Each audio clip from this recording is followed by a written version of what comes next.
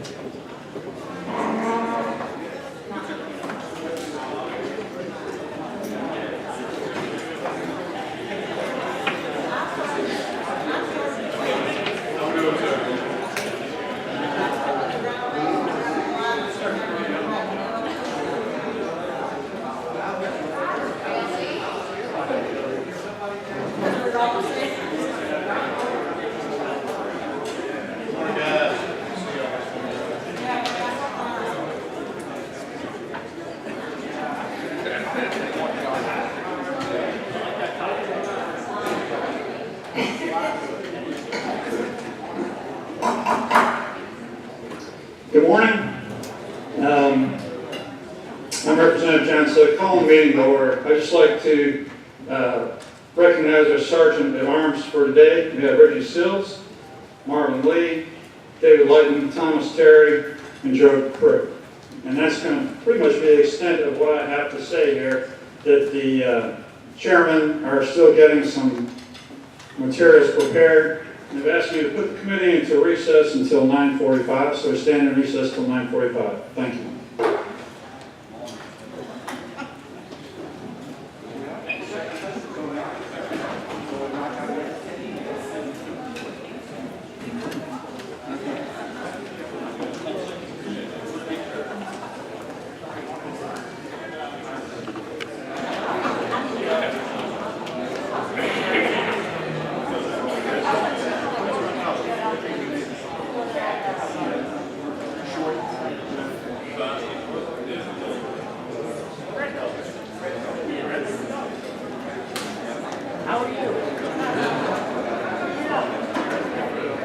How's your wife enjoying life?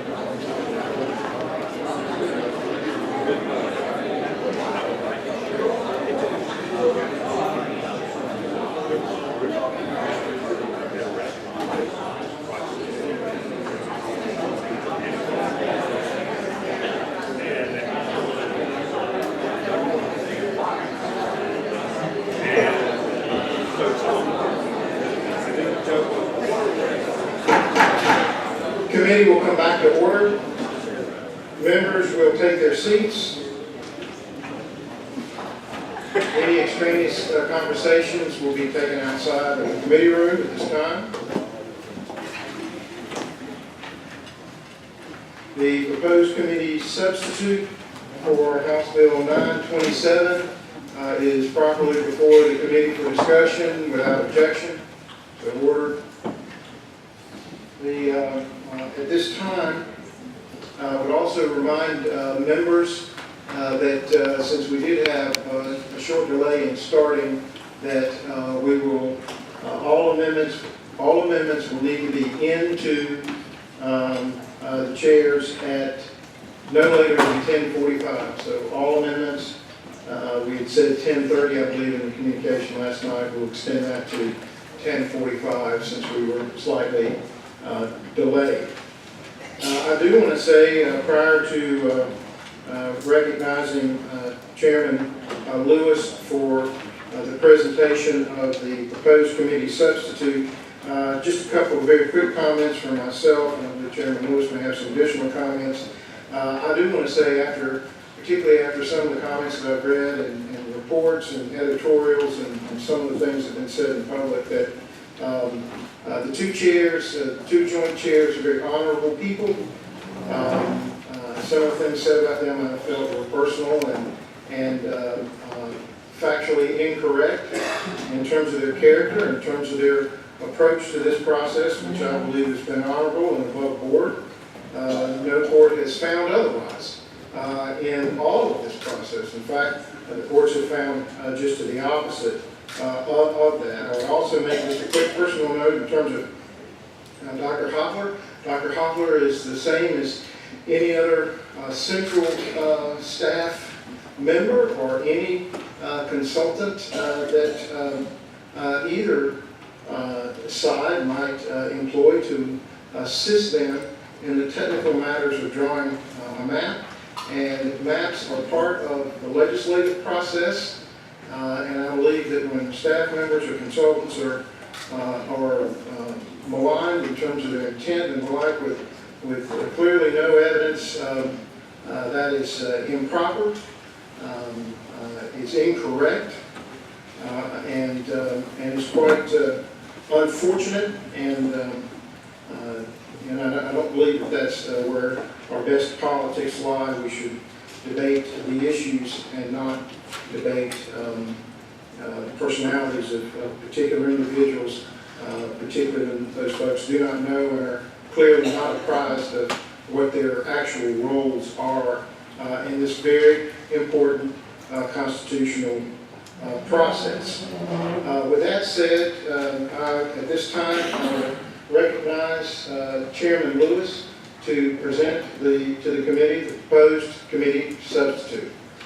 I will also announce that following Chairman Lewis's presentation and any discussion, we will take a recess. That recess will run until we have the amendments, and then we'll come back and deal with any amendments at that time. Representative Torbett, you have a question? Just as a courteous reminder that members should state their name and their district when they make any comments for today. Thank you, Representative Torbett. Your point is well taken. These proceedings are subject of court record, or a record that could be potentially before the court. We have a court reporter, and so if all members, thank you for the gentleman's reminder, if all members would please state your name when you are asking a question or making a comment. So with that, Chairman Lewis is recognized. Thank you, Mr. Chairman. I'm David Lewis, the Senior Chair of the House Select Committee on Redistricting. I represent Harnett County. I want to welcome all the members and guests that are here today. Before I begin with presenting the 2017 House Redistricting Plan A, I want to go over some facts with this committee. After being ordered to do so by the court, I, on behalf of with authority designated by the Speaker, produced a map within 14 business days. 19 total calendar days. We had sought and proposed to the court a longer period of time, which would allow for more public input and hopefully more participation in this process. The court, I say this with the utmost respect, chose instead to give us a deadline of September the 1st. In no way is this being critical of the court. This is stating for the record that the plan that I proposed publicly, which would have included a series of 3 statewide public hearing sections, simply could not be met under the time frame that we were asked to act under by the court. I would like to also echo some of Chairman Dollar's comments.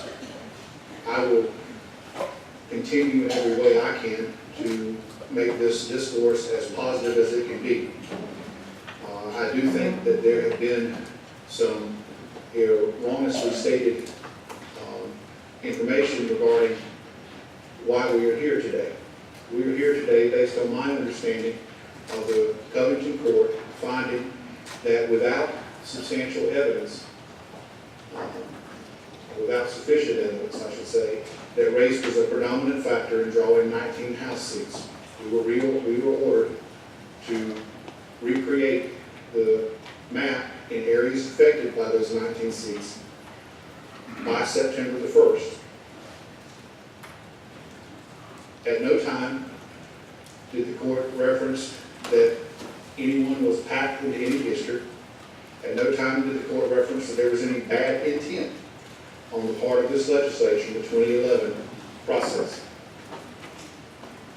Today, I sincerely hope that this committee, through free and open debate, will be able to set an example of how positive political discourse and disagreement can and should be dealt with in this country and in our state. Mr. Chairman, with that, I'll move into a presentation on the proposed committee substitute. First of all, I'd like to talk about the criteria that was used in the production of this map. This committee adopted the criteria of equal population. The equal population means that one person, one vote, people's vote should count equally as much as they can, and by that I mean the court did give us a window to work in of plus or minus 5%. So the ideal population for a House district, as was stated in the earlier committee meeting, is 79,462 people. You are allowed to go plus or minus that percentage by no more than 5%. So equal population was the first criteria adopted by this committee. It was the criteria that was used in preparing this map. We've discussed further in regards to equal population that a margin of plus or minus 5% is arranged and or is allowed for under the law. I would point out in disclosure that the largest House districts, or those with the most people, are House districts 10, 21, 22, and 51. Those are 3,972 people over the ideal county, over the ideal district size. I'll state again that, as explained to this committee, there is a mandatory county grouping optimization formula that's required under the Stevenson decision. The smallest House district in the plan is actually House District 109. It is 3,945 people below the ideal population, but I would point out that that was an unchanged House seat. I'll pause for just a moment to say, as we discussed in this committee in an earlier presentation, there were areas of the state in which the county groupings did not have to be changed to comply with this court order. We did not change those county groupings. If you all recall, there was a map distributed to you the first time we met jointly with the Senate that showed areas. I believe those areas were in green. To refresh your memory, those areas were not changed or touched by this map. This is simply a visual illustration of some of the districts. Again, House District 109 is unchanged in this plan, but it is the plan, so I wanted to share it with you.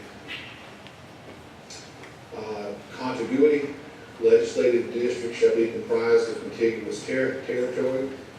This simply means, in my understanding, that you can't start a district here, run another district here, and continue it somewhere else. They need to be contiguous.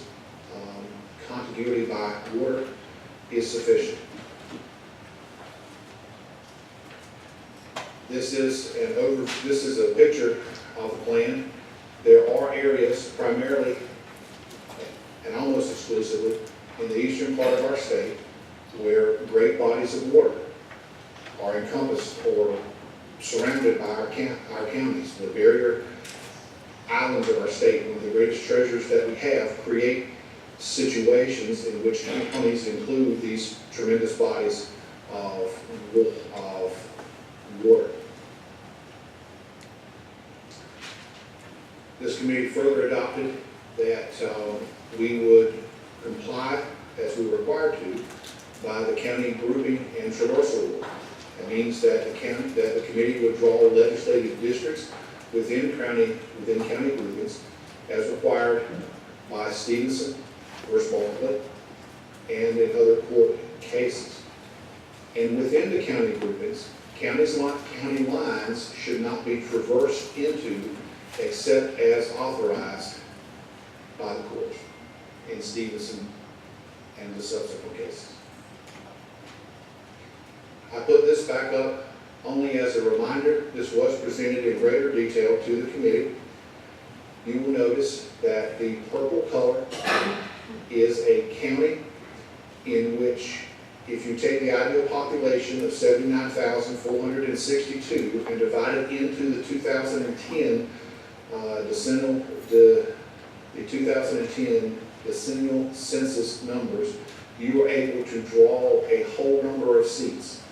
In certain examples, for instance, in Lincoln County, which was not a changed county, their population was 80,000 people.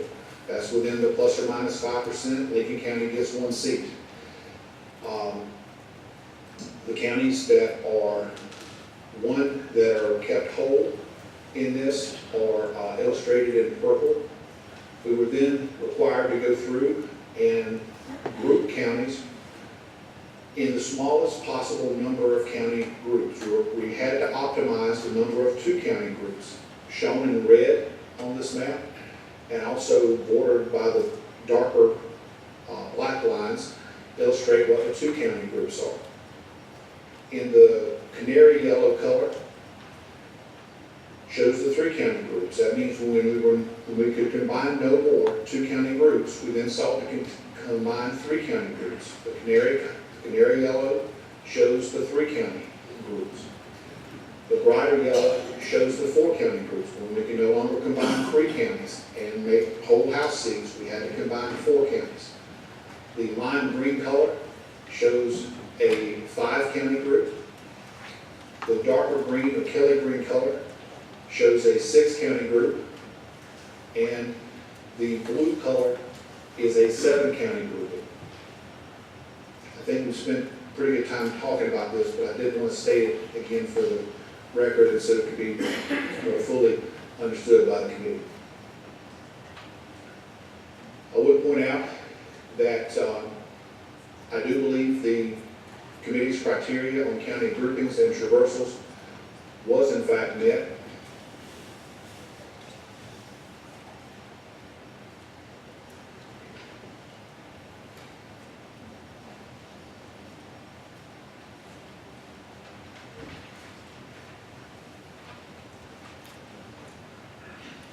I would point out for reference that the number of split counties in the 2001 House Plan was 60. In the 2009 plan, it was 46. In the 2011 plan, known as Lewis Dollar Dockham, were 49 split counties. In the 2017 House Plan A that you have before you, there are 40.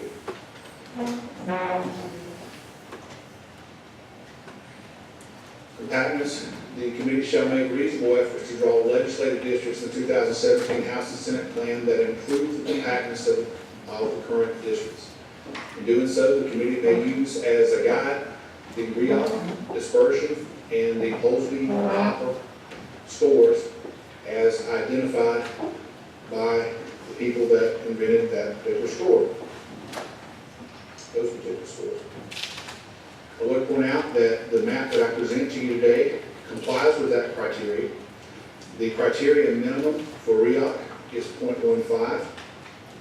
The minimum compactness found in this plan for REOC is 0.2. The maximum is 0.7. The mean is 0.41. And the standard deviation is 0.09. I say all that to say that we were able to comply with this committee's criteria in regard to the REOC score. In regard to the Holsby-Hopper score, the minimum criteria is 0.05. The criteria minimum is 0.05. The minimum district on this plan is at 0.2, the maximum is at 0.71, the mean is 0.31, and the standard deviation is 0.11. I say all that to say again that based on the compactness criteria defined in the Holsby-Hopper test, this map is compact.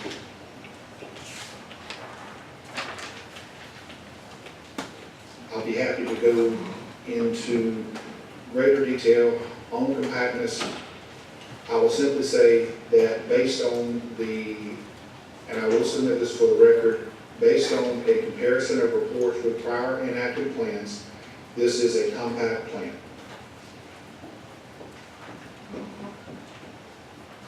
One of the committee's goals was to have fewer split precincts.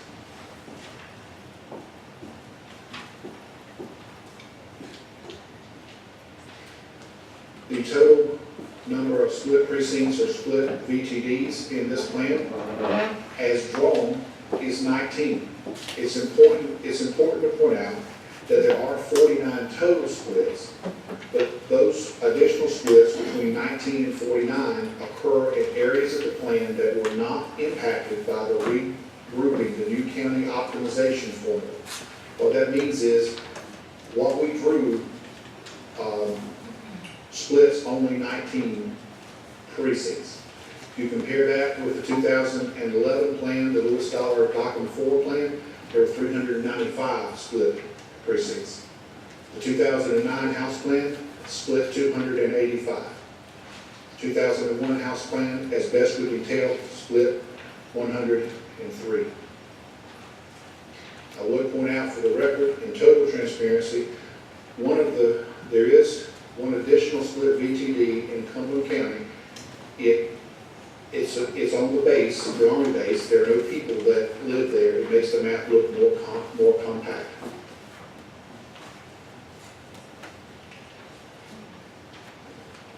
We wanted to respect municipal boundaries. The committee adopted the criteria of municipal boundaries.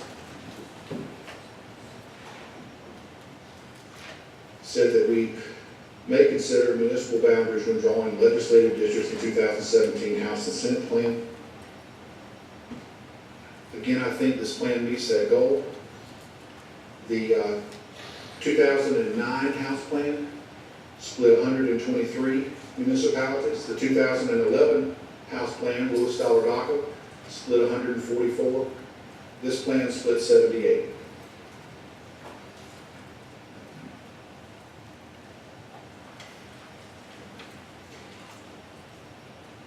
An additional criteria that was adopted by this committee is encompassing protection. It reads, reasonable efforts and political considerations may be used to avoid pairing incumbent members of the House or Senate with another incumbent in legislative districts drawn in the 2017 House and Senate plan. The committee may make reasonable efforts to ensure voters have a reasonable opportunity to elect non-parent incumbents of either party to a district in the 2017 House and Senate plans. Again, this plan meets that criteria. 2017 House Plan A pairs 8 representatives. 6 of those are paired together by the county grouping formula. There's 1 pair of Republican legislators that are grouped, and there are 2 opposite party pairings. Again, these were caused by the county grouping formula. I will state for the record that we absolutely sought to avoid pairing incumbents in the preparing of this map. The only discretionary double bunking in this plan is of 2 Republican representatives. This was necessary to create districts that are reasonably compact and to avoid opposite party double bunking. Election data. Political consideration election results data may be used in the drawing of the legislative districts in the 2017 House and Senate plans. As I stated for the record, the last time this committee met, the following 10 races were used as a guide in meeting this criteria of the map. They are 2010 U.S. Senate, 2012 President, 2012 Governor, 2012 Lieutenant Governor, 2014 United States Senate, 2016 President, 2016 United States Senate, 2016 Governor, 2016 Lieutenant Governor, 2016 Attorney General.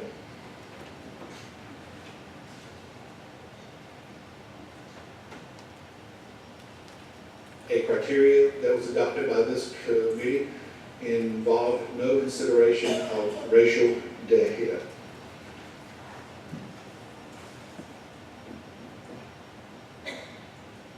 Again, as I said in my opening remarks, the consideration of race, the court made clear that we had not created a substantial enough record to justify race as the factor or as a criteria in drawing the districts, and therefore it was not used.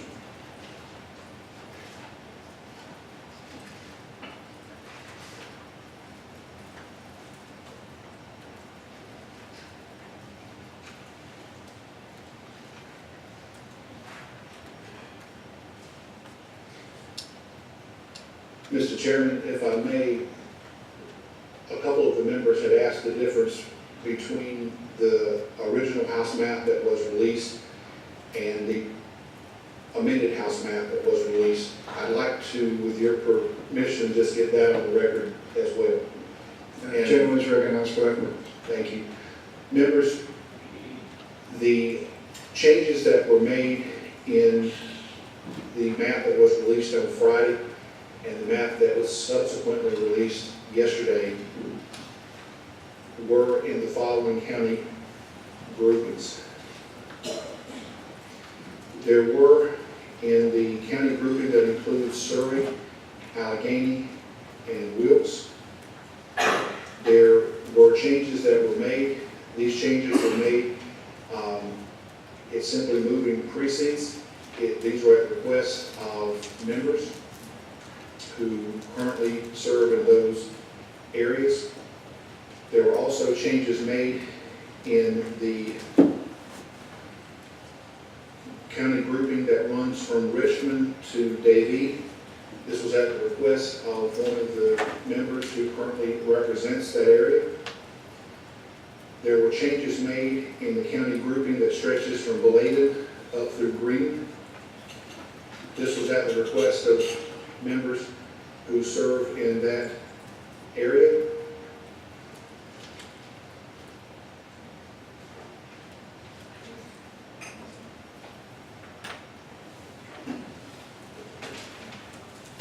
We also, members, made several changes at the request of members who are currently serving, whose districts were inadvertently misnumbered in the new map. Requests were received from members in Mecklenburg County and in Forsyth County. We granted every request for a number change because those were inadvertent mistakes on my part when the map was first released. We did grant every one of those requests. Chairman Lewis, you may have said this and I just didn't hear it, but there was one other set of changes in Johnston County, within Johnston County, as I recall, at the request of those legislators. Thank you, Mr. Chairman. I attempted to reference that when I said that there were some changes in the grouping that runs from Bladen to Green, but yes, the requests were specifically in Johnston. Thank you for that clarification. With that, Mr. Chairman,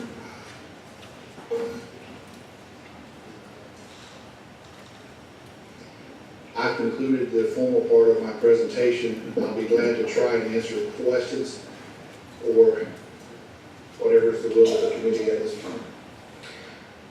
Questions from members of the committee, and again, be sure when you're recognized to state your name.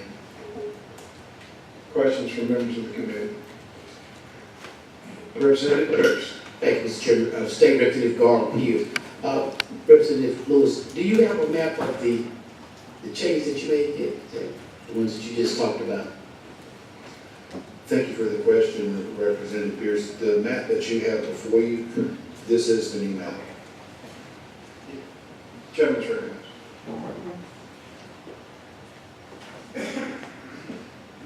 Representative Michelle.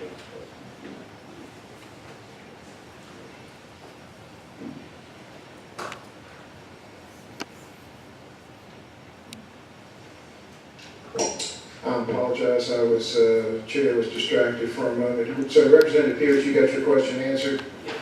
All right, and then Representative Michelle is recognized. Representative Michelle, Durham County. On yesterday, I think you were presented a map and some changes to that were given you by the plaintiffs in this matter. Were those matters considered in your redrawing, redistricting plan? Thank you for that question, Representative Michelle. I believe you're referring to the Covington plaintiffs map. And I want to state, first of all, that I appreciate the submission of that map. I believe it came in at 2:05 on Tuesday, and I can assure you that I did consider the map very thoroughly. We evaluated the ideas that they had. There were many areas of the state where the Covington map was similar to what was drawn by this committee. There were areas of the state where we don't feel the Covington map met the criteria. But the short answer is yes, I reviewed it very thoroughly and appreciate its submission. Follow. Gentleman's recognized. I guess Representative Michelle did. I guess my question, did you incorporate any of the suggestions made by the Plaintiffs' Council in the new maps that you drew? No, sir, not to my knowledge. Follow. Gentleman's recognized. You indicated that based on the criteria that this committee passed on a divided vote, that race was not used in making a determination. The decision handed down by the three-panel court and by the United States Supreme Court indicated that a racial gerrymandering had occurred, which was unconstitutional. Can you tell me whether or not the matter of racial gerrymandering has been corrected by the map you have now drawn, and can you give me the statistics that show that that matter has been corrected? Thank you for the question. It's my understanding that the Covington court ruled that this committee had not, or the committee in 2011 had not established a sufficient record to justify the use of race in drawing legislative districts. Therefore, race was not a criteria that was used. There was no racial data reviewed in the preparation of this map, and I can provide you only the statistics that we have already provided, which were used in drawing this map. First of all, Representative Michaud here. Gentleman is recognized. So you cannot give me any statistic, any racial statistics on the maps that you now have before this body for us to approve. Is that correct? As race was not a criteria, that is absolutely correct. I would point out, I think to the gentleman's larger question though, it's my understanding that the court said that without sufficient evidence, the General Assembly had drawn maps where race was the predominant factor. I'm aware of no additional data that has been submitted to this committee or to me for review that would indicate that anybody else has developed a more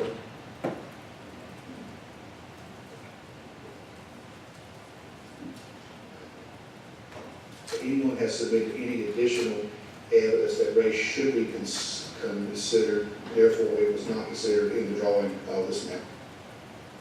And I do believe that by not considering race, that does correct the deficiency found by the court.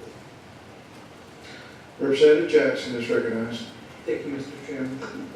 On page 151 of the Covington opinion, it lays out the testimony that was received by the defendants about racially polarized voting and the history and locations of DRA districts by prior General Assemblies. And then it goes on to say, this should be considered during legislative redistricting, and I would ask, was that considered? Mr. Chairman, would the gentleman mind if I looked at, if I got the material he was referencing from staff?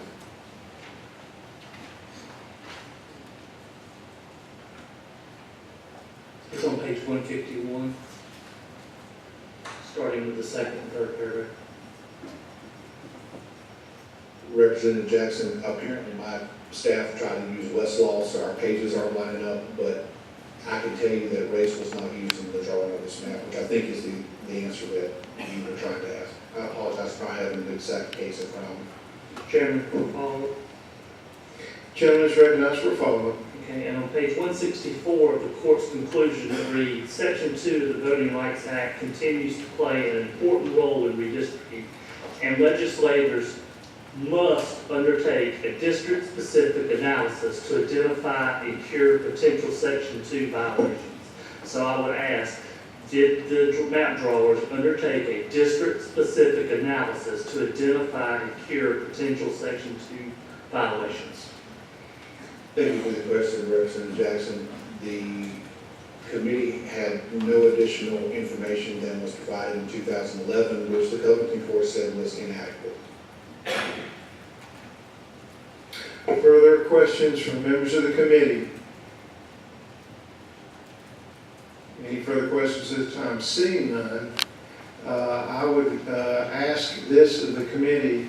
Are there any members we extended the time to 10:45 for submission of amendments to the chairs? Are there any amendments that people intend to offer that have not been submitted to the chair, or that you anticipate submitting? I mean, if we could, if we have those now, we can go into a brief recess and just shorten the process. But I do not want to. If someone's still contemplating something in the next 15 minutes, I don't want to preclude that necessarily, unless we have all amendments. I'm seeing no hands, so I'm assuming that all amendments that any committee member is wishing to have considered by the committee have already been sent in to the chair.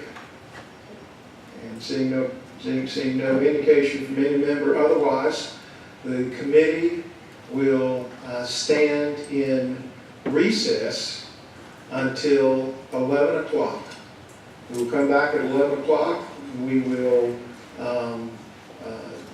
take up any amendments that we have at that time that have been already submitted at this time. Committee's in recess till 11.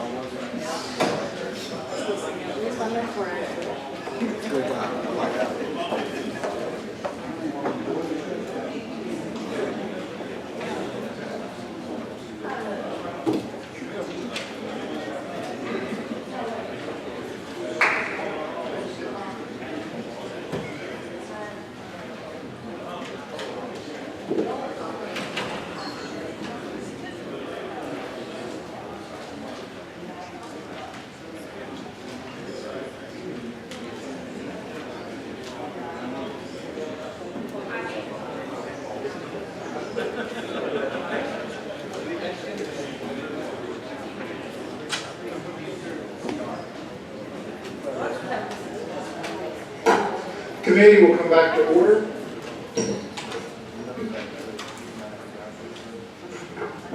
Members, the first three amendments have been passed out. There's a fourth amendment, but since it's a little bit of a larger nature, we felt we could deal with these first three first.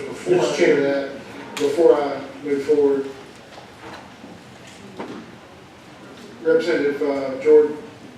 I only have two, Mr. Chairman. You will have two that are have maps attached.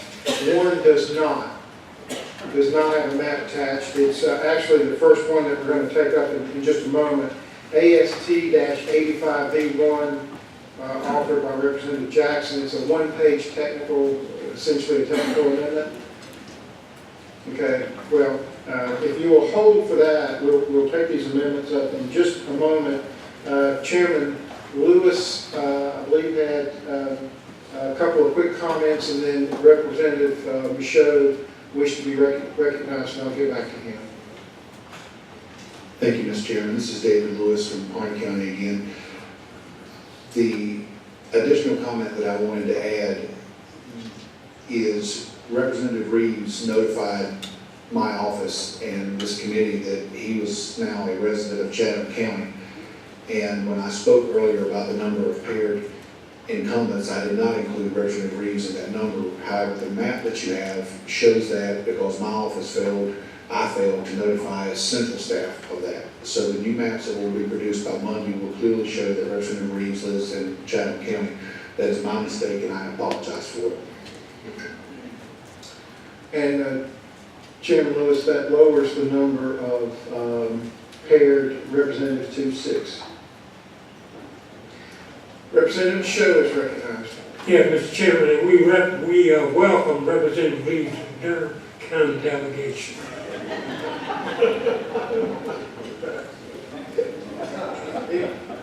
Any further questions? Yeah, I've got a couple of questions. But Chairman is recognized. this is Representative Michaud again. Representative Lewis, can you tell me the party breakdown of the maps that you have withdrawn that you submitted to this committee? I don't understand the question, Representative. How many Republicans and how many Democrats show up in the map that you've given us? Well, Representative Representative, as far as what shows up in the map, there should be 120 Republicans and Democrats. May I follow? Follow up. You know what I mean, Representative Lewis. I'm trying to find out how many Democrats make up to 120 and how many Republicans make up to 120. Representative Michelle, I don't have that information at hand. May I follow up then? Follow up. I have information, and I have not been able to personally check it out, and you can, but it's my understanding that under the map that you have submitted, with the changes you have made, that the Republican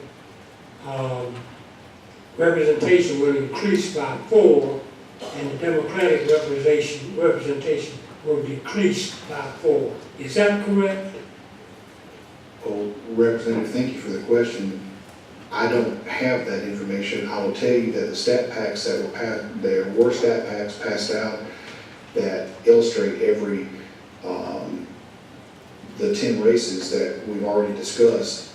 You could infer different things from that. I don't think they paint as clear a picture as what you were saying.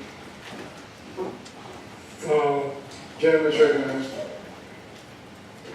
Let me go to one other question, and this is on black voting age population. Do you have any information on any of the districts that you have created under the map that is under consideration that show the black voting age population of any of the districts at all? Representative Michaud, thank you for the question. I do not have any of that information. Certainly you could request that of the central staff. One follow-up. Gentleman's recognized. Was that information used in drawing these districts, black voting age population statistics used in drawing these districts that you submit for our approval?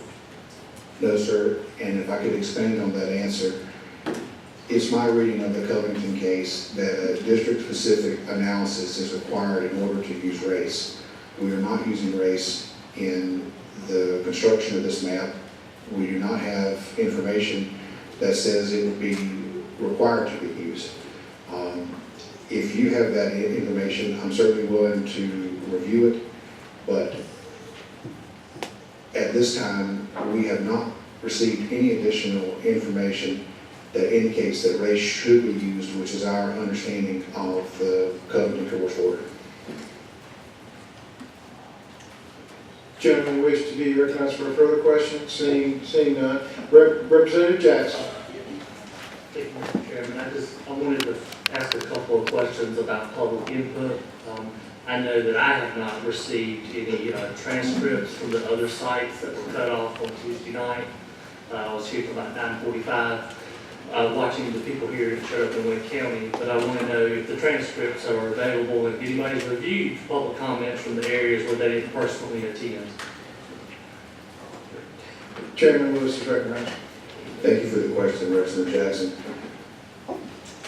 The specific answer to your question is we've been told by central staff that the written transcripts will be available by Monday. I will tell you that I reached out to central staff and obtained the audio recordings and have reviewed them myself. Certainly they are available to you in that same way. I would speak, if I may, because the public hearings were not as smooth as I'd hoped they would go. I would point out that we have intended to have more public input. We certainly attempted to have public input and we value it. It's come to my attention after the fact that some of the satellite sites weren't quite as big as perhaps we would have chosen if we could go back and do it again. Certainly if we were going to have more than one, we would probably choose a different site. I'm also aware that there were a few technical problems. I would say that the audio recordings that were made by both the House and Senate Sergeant at Arms, well, let me be specific. The ones made by the House Sergeant at Arms don't seem to reflect that. You're able to hear what the people are saying. Well, I I did not listen to the Senate ones. They're supposed to be the exact same. Gentleman's recognized for a follow-up. And the online comments that were made, people who submitted comments online, who has been the person responsible for reviewing that, and have they all been reviewed? Thank you for that question. It is my understanding, and we can confirm this with central staff, that a link to all the members of the committee was sent with the online comments. I asked for and received a printed version of the online comments that had been received prior to, I believe, Friday of last week. I've since gone through and looked at them. I don't know that any specific person was tasked to do it, but I did do it. What you'll find when you look at them, there are, and I'm only telling you this because I know that you will go and look at them. There's a couple of times in which the person tried to send this, hit send, and apparently it sent 4 or 5 times. So when you look at it, you will notice that the same person just hit send more than one time. We've asked the staff when they have time to go through and to kind of sort those out, but we want to make sure we didn't miss them. But the only reason I point that out is that's one of the things that I saw when I reviewed the comments. Representative Bell. Thank you, Mr. Chairman. John Bell, District 10. I have a question for Representative Lewis. The gentleman's recognized. Thank you. Representative Lewis, before we went to break, Representative should ask you a question about similarities in any of the plaintiffs' map were put in consideration. And you mentioned there were some similarities. I went back and looked and saw a number of similarities. Can you expand upon that for the committee?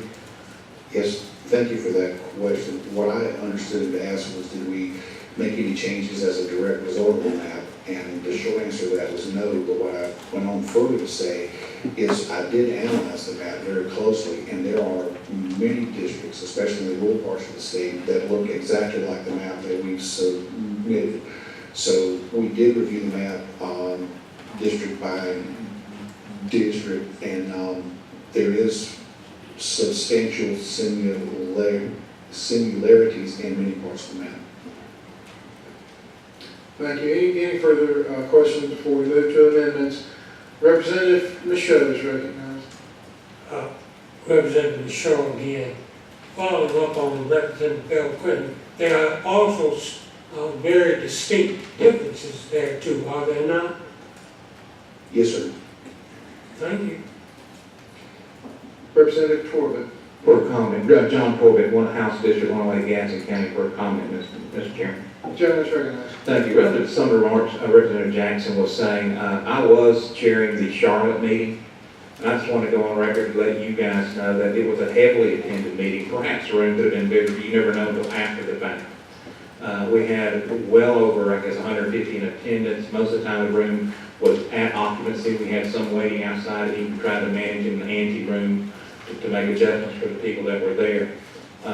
We had members of this committee and delegation members from Mecklenburg present in good attendance on both sides of the political spectrum. And they were both attentive and respectful to any and all speakers that came forward, and we began at 4 o'clock, we ended at the last speaker. So it was a very dignified process. The people speaking were very respectful and very dignified.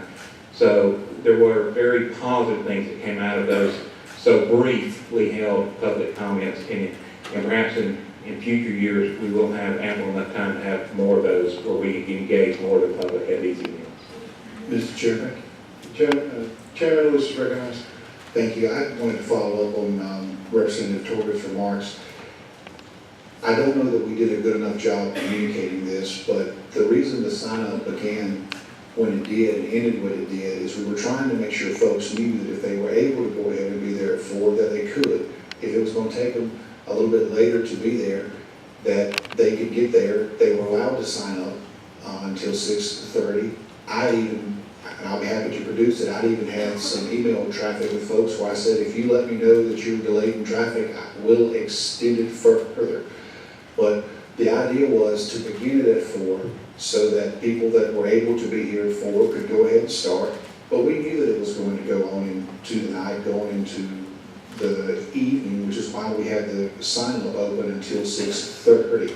To the best of my knowledge, and we were still online by then with all the sites, nobody else showed up after 6:30 and asked to sign up. I can tell you for the Raleigh site, we would have let that happen. But we tried to accommodate as best we could with the time that we had.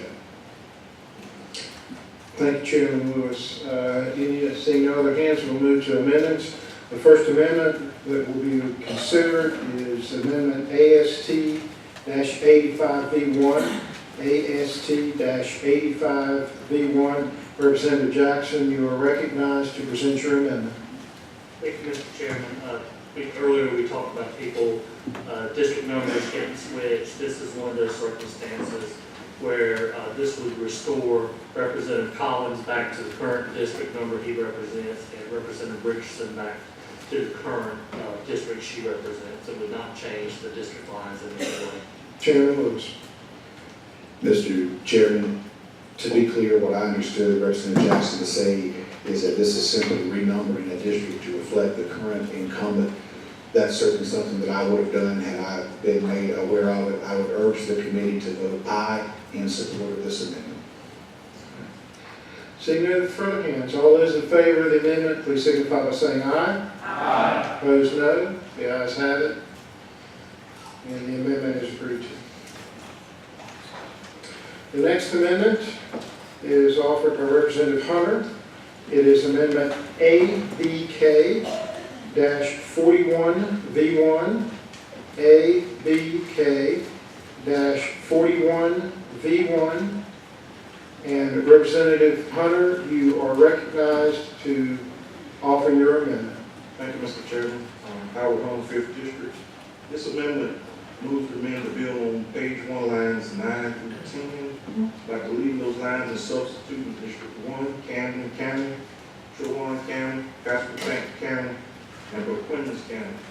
And on page 2, line 8, by deleting the line and substituting the following: District 5, Bertie County, Gates County, Hereford County, Terrell County, Washington County.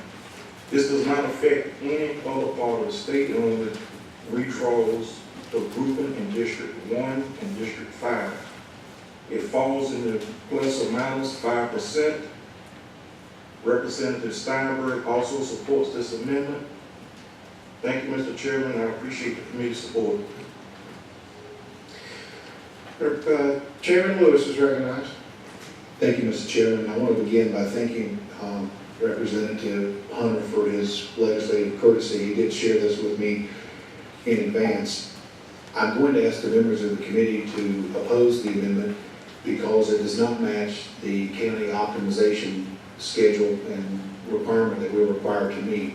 What it does is it will do away with a 3-county grouping that's in the current map, which includes Hertford, Gates, and Pasquotank, and it will replace that with a 5-county group that includes Gates, Hertford, Bertie, Washington, and Tyrell. Because this will then take the map out of optimal compliance with the Stevenson criteria, I will ask the committee to vote no on this amendment. Representative Stevens is recognized. Thank you. I'm Representative Stevens from District 9. I have a question for Representative Hunter, if I may. Gentleman yield. Thank you. Gentleman yield. Representative Hunter, is race a factor in any of these districts? I didn't consider race a factor in any of these districts. Was there any political consideration in the changing of this district? No. My district does not want to split the Trelawney area, which is Hertford, Bertie, and Gates. But do you understand the criteria used about the optimum potting, that we had to go with this particular kind of constitutional potting? I understand the criteria and just doing what my citizens asked me to do. Any further questions? Hearing none. All in favor of the amendment, please signify by saying aye. Aye. Opposed, no. No. The ayes appear to have it. The ayes, the noes appear to have it. And The mayors do have it in the amendment. Mr. Chairman. Agreed to. Representative Bell. Can we do a roll call on that vote for clarity, please? Well, the vote has been taken at this time.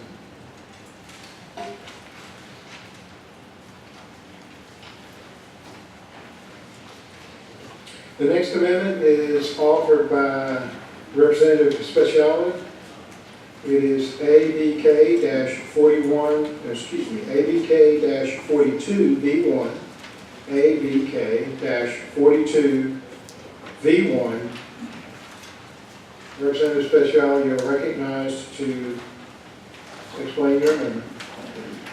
Ladies and gentlemen, it really is a simple thing here. It changes a couple of precincts and puts two people back reasonably in the districts that they started out in, so that the people that they represent know who they are. There is a double bunking. It was I don't know why it was switched around. I have not been able to figure that out. But the bottom line, I'm doing this for one of the other representatives who is not on the committee and not able to submit this. But it does not change county groupings. All it does is put these two people back into the districts that they originally were in, and takes away the confusion as to why in the world they were switched to begin with. Chairman Lewis is recognized. Thank you, Mr. Chairman. Mr. Chairman, I also want to thank Representative Speciale for the proactive way he participated in the legislative process. He did share this amendment with me, I don't know if it was yesterday or the day before. So I wanted to speak about why I opposed the amendment, but I want to explain what created the need or this conversation at all. If you refer to your county groupings, you will see that there's a county grouping that contains 6 counties that stretch from Davie in the north to Richmond in the south. Contained within that county grouping currently is one more member of this body than those counties' population would afford to be allocated to that area. That means that because of the county groupings, 2 of the incumbents in this group are going to be paired. I spent a lot of time and trying to establish some kind of measurable criteria for deciding how that would be done. The options that I had literally were to draw a pairing perhaps in the extreme north of the district or the extreme south of the district. That was an option. Another option would have been to simply select at random. The option that I chose to use, because it fits the criteria that the committee adopted, which includes incumbency. So I looked at the incumbency in terms of the number of years and the seniority of the members that were involved. The members that are paired in this county grouping are those that have served the least number of years here. It is no reflection on the quality of their service or on them individually. I can tell you if there was any way that I could have figured out how not to pair folks, I've already said that I did not intentionally pair any incumbent of any party in this manner. This was forced by the county groups. I offer my rationale as to why the 2 that are paired in this group.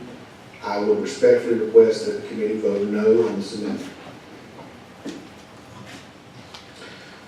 Representative Speciale is recognized for a second time. So what I'm trying to do is put it back where it was, so that there is no sacrificial lamb. They drew this the way they drew it to make a decision of who they want to get rid of. I mean, I'm not implying anything bad about Representative Lewis. I have the fullest faith in him. But that's the reality of what he just said. They decided who was going to stay and who was going to go. And I say the fair thing to have done would have been not to have taken away those districts from the one person in the first place. So this will put it back where it was and make it much more fair in the end. And so I ask for your support on this. Mr. Chairman, Chairman Lewis is recognized. I think I just wanted to speak a second time on the amendment. Just to be clear, the amendment that Representative Sashali has proposed still creates paired incumbents. There's no way around not pairing incumbents in this particular county group. Further questions or comments from the committee on the amendment? Seeing none, all those who favor the amendment signify by saying aye. Aye. All those who are opposed to the amendment, please signify by saying no. No. The noes appear to have it, the noes have it, and the amendment fails. At this time, the Sergeant at Arms will pass out the final amendment, and Vice Chairman Zoka is asked to come to the podium.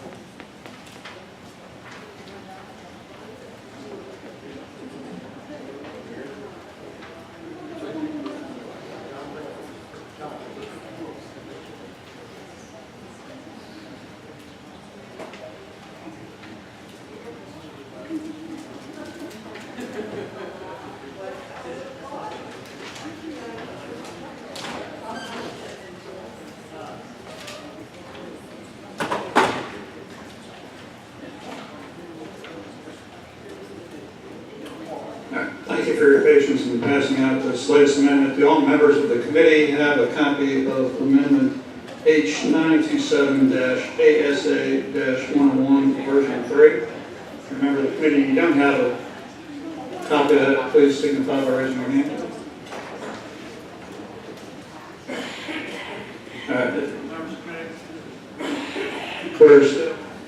We're still in session. Representative Jackson, you are free to present your amendment, sir.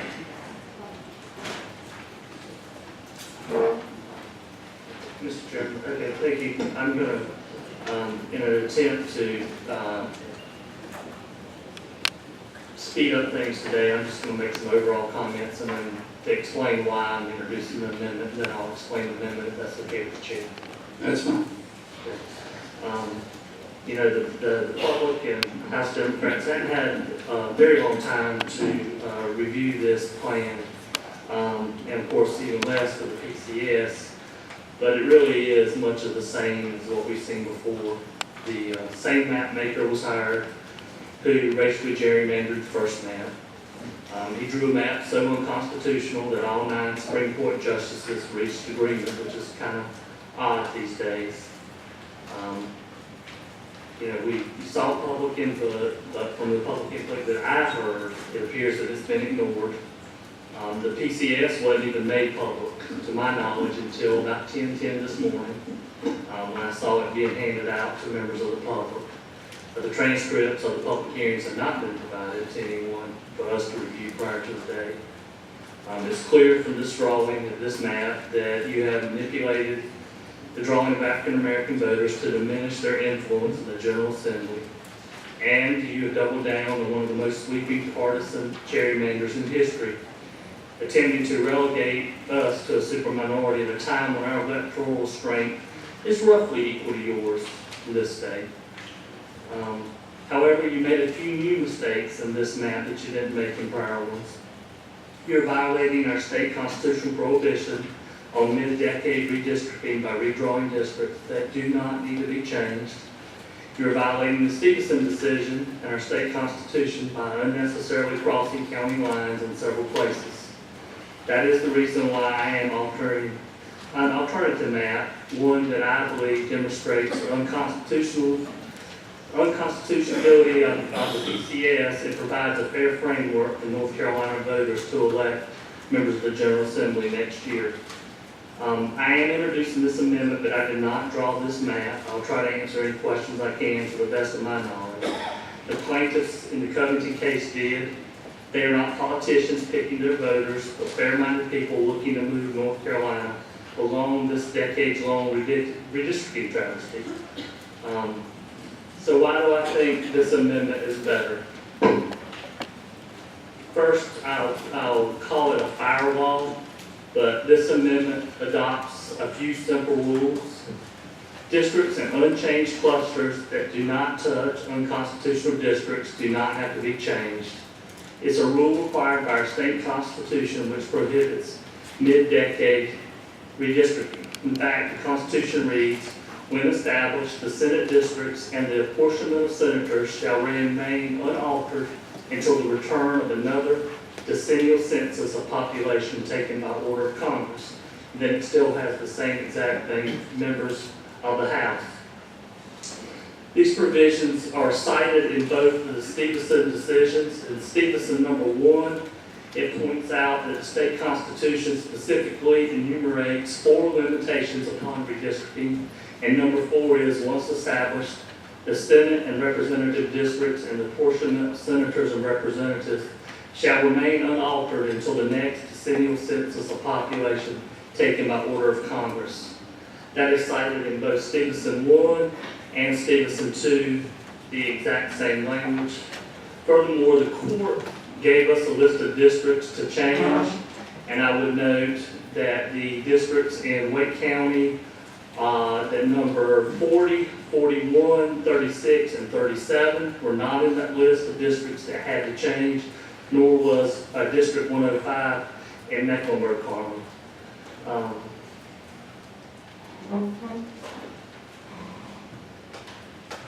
The PCS that's been introduced today does not adopt this approach of fixing the fewest number of districts because it wants to actually fix, and by fix I mean it wants to improve the Republican performance in the remaining districts in Wake and Mecklenburg County.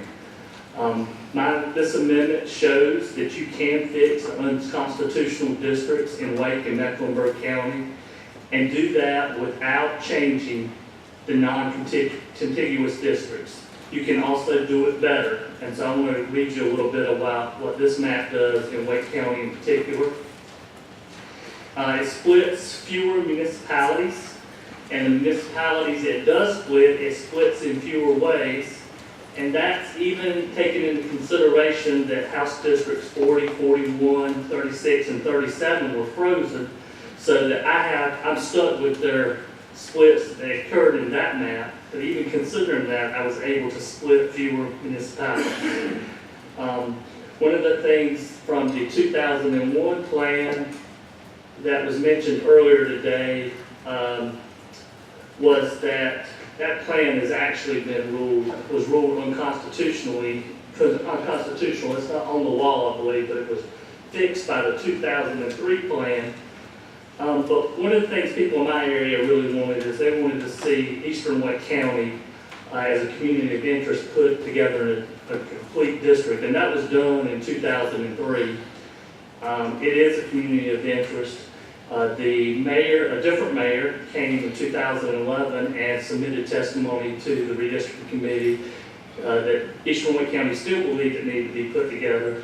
And so in the amendments you will see that the towns of Knightdale, Wendell, and Zebulon are considered a community of interest and are in fact together. The Wake County portion of the map that I've submitted is also superior on compactness scores to the map that the PCS puts before us. In Wake County, your compactness scores of the average for those 11 districts are 0.38 on the REOP score. The amendment that I'm putting forth has an average REOP score of 0.40. And that is taking, again, the 4 districts that had been drawn in the 2011 map, which really pulled down the average because districts 40 and 41 were 0.28. So really I was redrawing 7 districts and was able to do them in a much more compact way than the PCS does it. On the other score of Polsby-Popper, the PCS score is an average of these 11 districts of 0.30. Again, the map that I've introduced, drawn by Covington plaintiffs, had a score of 0.32. Again, a superior drawing on one of the criteria determined by this committee. We did not double bunk any incumbents in Wake County or Mecklenburg County, I don't believe. I don't believe we did, but if we did, I could say it correctly when I finish speaking. Again, I didn't draw the map, and so I'm just by my review of it. In my drawings of Wake County, I didn't split one single precinct in the 7 districts that I had to redraw. I didn't split not one single precinct, or VTD is my understanding. And I'll note that even this PCS that's being introduced, it splits precincts, especially in the southern part of the county. And there's been no explanation for why those precincts were split. I do believe that this body is under a court order to correct the racial gerrymander, and I do not believe that totally ignoring race is the way you fix a racial gerrymander. However, I would note that based on the prior percentage of African Americans in the Wake County districts, this plan is superior to the enacted plan and reduces those numbers to below 50%.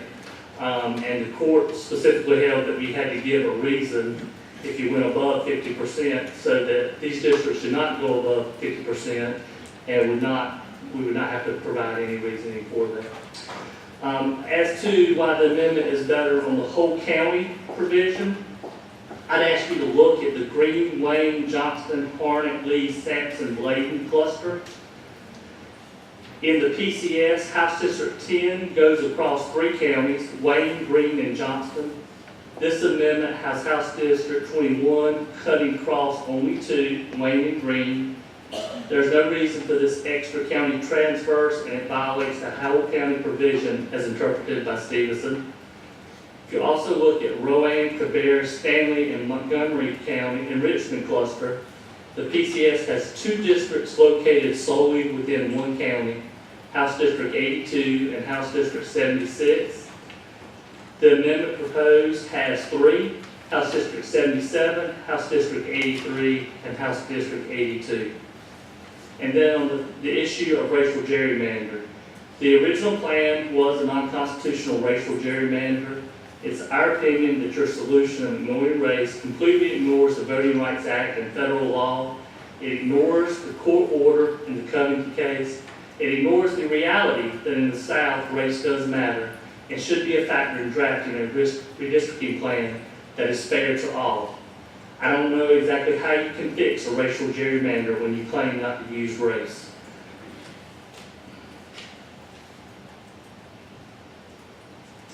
Your mapmaker claims extensive experience in North Carolina politics. He has drawn many, many maps over the years for North Carolina. Keeping racial data out of the computer does not preclude the use of race in drawing the maps. Certain election results, geography, and the most rudimentary knowledge of North Carolina and its politics can lead to the illegal use of race in drawing maps. The fact that he has lived here in North Carolina for at least the last 3 years gives him even more knowledge.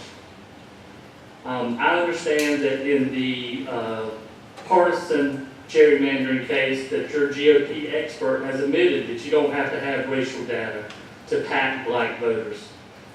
Like I said earlier, I did not draw the amendment map. My understanding, though, is that plaintiffs did not artificially cut themselves off from racial data. They used racial data as well as other political and demographic information to draw a map that treated African Americans fairly. The amended map does not create artificially high concentrations of minority voters to diminish those voters' overall electoral influence. Finally, I believe that this amendment is better on the issue of partisan gerrymandering. The majority clearly thinks partisan gerrymandering is legal in this state. We saw that in the congressional redistricting, and we see it again today. I personally think the days are numbered on that belief, and the number might be getting pretty low. The U.S. Supreme Court will decide the issue in the Wisconsin's case being argued in, I believe, early October.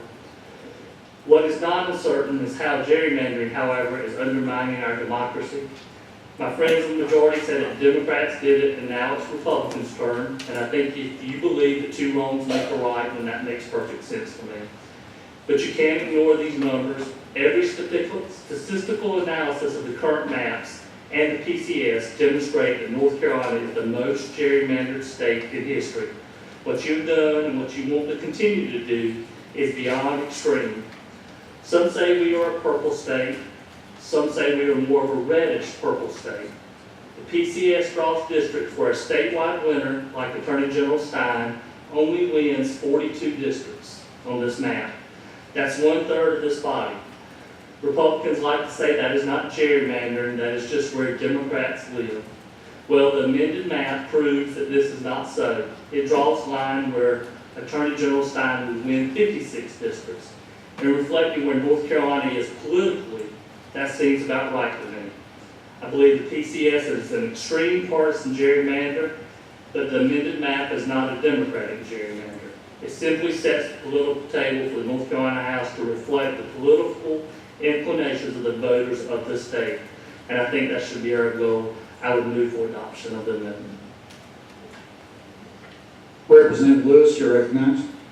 Thank you, Mr. Chairman. As I stated earlier, I do want to thank Representative Jackson for the legislative courtesy of sharing with me that he was going to offer this map. I want to speak briefly about the map itself, but I think I want to speak a little bit about also some of the comments that Representative Jackson made. The ways in which this map is similar to the committee substitute that has been offered is in fact a result of the way the counties are combined. And I think Representative Jackson hit on a good point towards the end of his excellent remarks about the way the pesky people in the rural districts just won't vote for the extreme Democrats, so you've got to do everything you can to bust them up into ways that guarantee the election of Democrats. Mr. Chairman, I want to send forward a blog post by Thomas Mills that he posted yesterday in which he references that Democrats have got to broaden their appeal in rural areas of North Carolina and Virginia and redefine themselves with an economic message that has broad appeal. Right now, most rural residents see them as a party consumed with pushing an agenda of social change while ignoring the huge hurdles facing working class families outside of major urban areas. I couldn't have said it any better than this Democratic hack did. I'd like to send this forward as a part of the record. I also want to go further regarding this map. There are some differences. Representative Michaud asked me earlier about the differences in this map and the proposed committee substitute that's for us. One, the Covington plaintiffs' proposed map was drawn in secret with no public input that I'm aware of. Representative Jackson mentioned several times that this map was better because he knew the race stats of certain areas. If those stats exist, I'd like for Representative Jackson to send them forward, because it sounds like that there was some kind of mechanical target or quota that was used without the supporting evidence to do so, which is a direct violation to what the Covington Court said that we could do. Regarding the map itself, I refute that the map better complies with the Stevenson rules. There are examples, and I will give you the pods. There are examples of multiple transversals into counties that are not present in our map. That is a violation of the Stevenson criteria. I also would point out the gentleman mentioned the Bladen Sampson area, and in particular criticized District 21. I would point out that one of the adopted criteria that the committee had was in fact incumbency protection. This double bunks unnecessarily two-seated members of the House.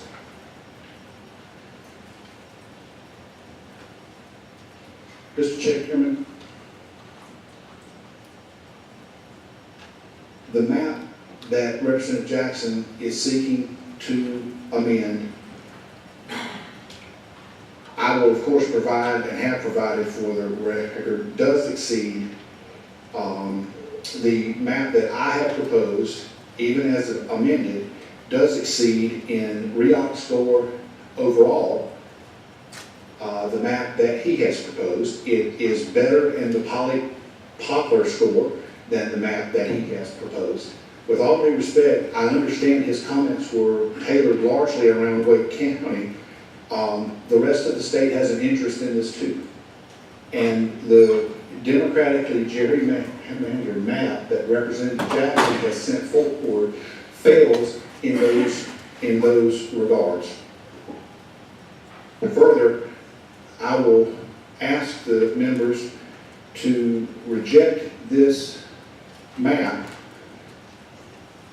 The one point that Representative Jackson made that I think needs to be addressed, because we spent a lot of time thinking about this, he references that districts that aren't touched by the districts that were declared unconstitutional should themselves be frozen. I disagree with that, and I think it's a flawed legal theory, because you definitely have to consider race if you are trying to redraw lines that you're freezing around. In other words, Wake County had districts that were struck down. Therefore, we redrew districts within Wake County. That is what the court required us to do. We did not redraw districts that were in unaffected areas. And I know Representative Jackson may not be aware of this, but I believe this map does change the Onslow County drawings that were not touched. So I don't think that was a completely accurate statement, but I don't think he misspoke. I think he was misled to that point. There are some more points that I would like to make, and may very well ask to speak a second time on this, but my initial reaction is certainly to ask members to vote this Democratic gerrymander down. Thank you, Chairman Lewis. Representative Dollar, you're recognized. Thank you, Mr. Chair. A couple of points to Chairman Lewis. In Onslow, districts 15 and 14 violate what the gentleman said. And that's very, very clear, and we don't necessarily accept that, but we didn't change those lines. I have, in terms of traversals that we believe are not allowable, districts 28, 90, and 67 appear to have multiple traversals that are not in line with those decisions of the United States Supreme Court as applied to North Carolina and other court decisions, state and federal. I would like to ask a question here of the gentleman, my colleague from Wake. Who drew these maps? Does the gentleman yet?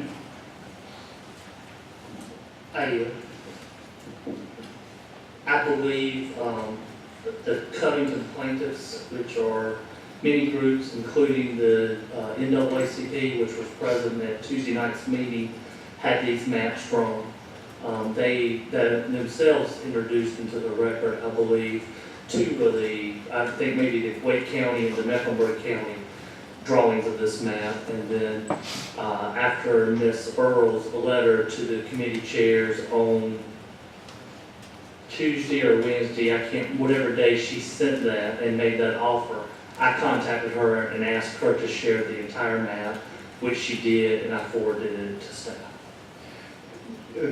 Follow up, please. Thank you.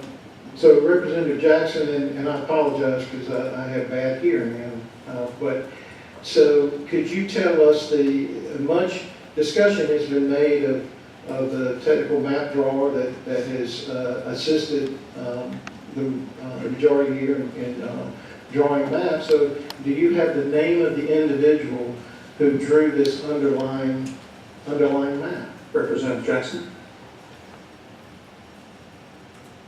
I'm not trying to avoid your question, Representative Dollar, but I believe Susan Seitz and Erica Churchill drew this map from data provided by the Covington plaintiffs.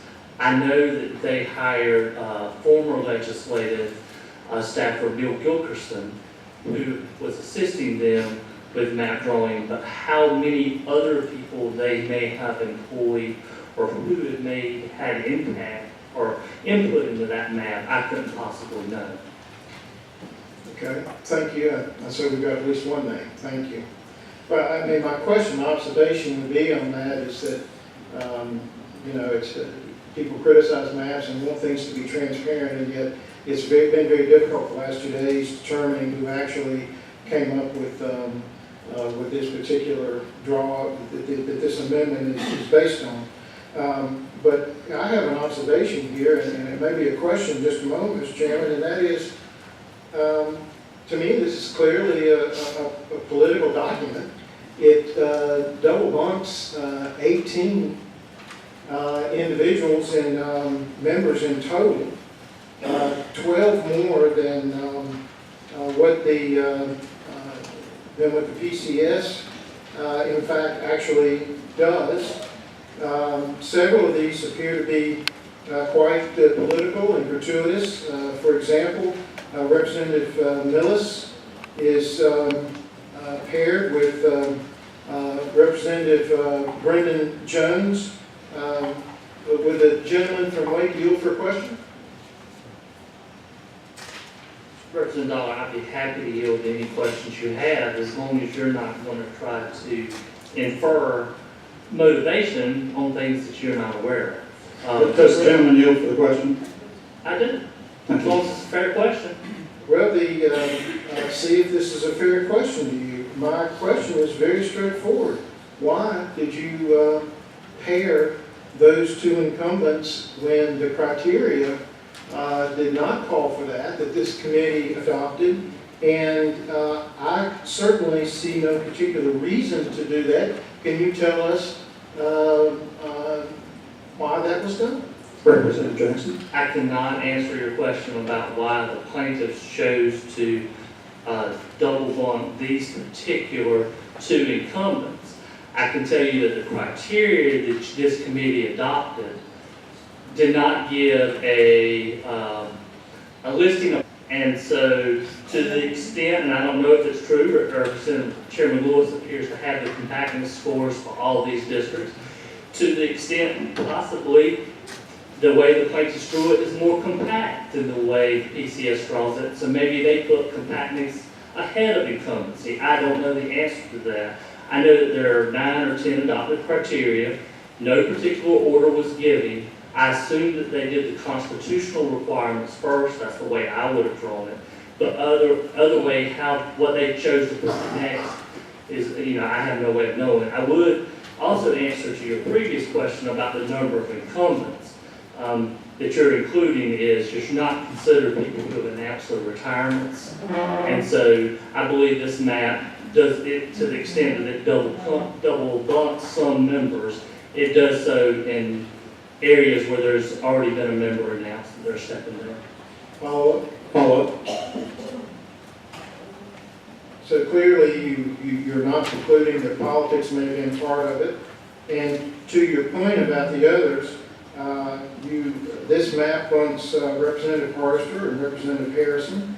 It bunks Representative Lambeth and Representative Terry. It bunks Representative Doolin and Representative Carney.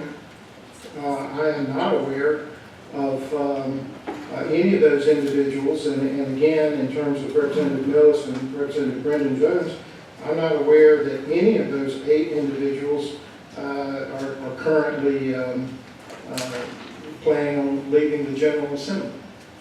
Representative Jackson. Again, I can't speak for a map that I didn't draw, but I am familiar with some of the double bunkings that you just mentioned.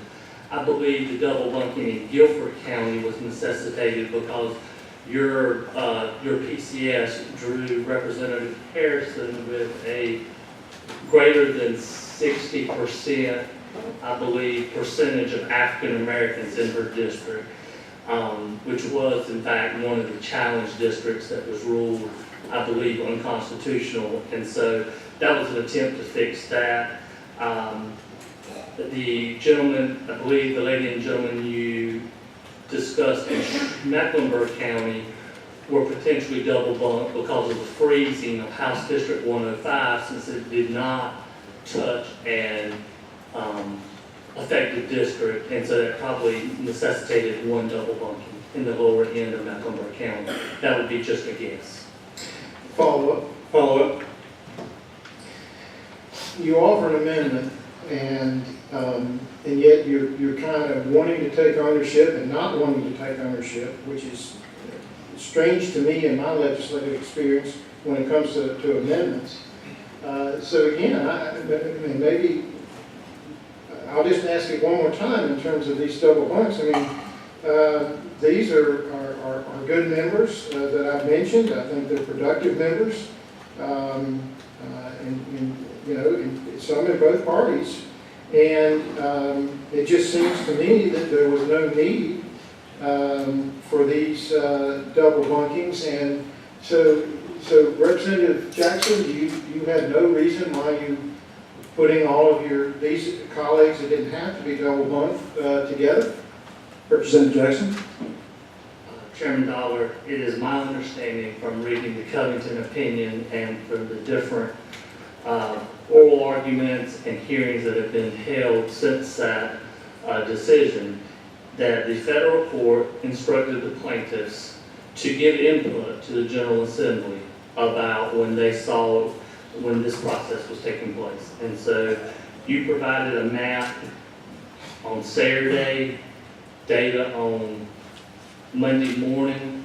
The plaintiffs responded with a map that they thought cured the defects that they saw in the original proposal before the PCS. They sent that in letter format. I I had drafted into an actual map so that everyone in the body could be aware of what it was, what it did, and that we could debate that. And that's simply what I did. This is not the map I would have drawn. I would have drawn Lake County a little differently, because I'm familiar with that, and I would have gotten other members, perhaps from Guilford or Forsyth County, to help draw that area as well. I've been doing it. Plaintiffs may have done that. I'm just not aware. Mr. Chairman, I may come back for some other questions. I would just, I know there's other members that have questions they want to ask, and I don't want to dominate all the time. Except I'll just make the observation, I mean, it's just very clear to me, particularly on the issue of double blanking here, that these were done for purely political and partisan reasons. And I particularly regret when it's done to a number of members of both parties that are certainly good members. Thank you, sir. Next on my list here is Representative Stevens. Thank you, Mr. Chair. I've got a couple of questions for Representative Jackson, if you'll yield. Well, gentlemen, you. Yes, I would. Thank you. You indicated a letter was sent, and based on that letter, you had these maps drawn, is that correct?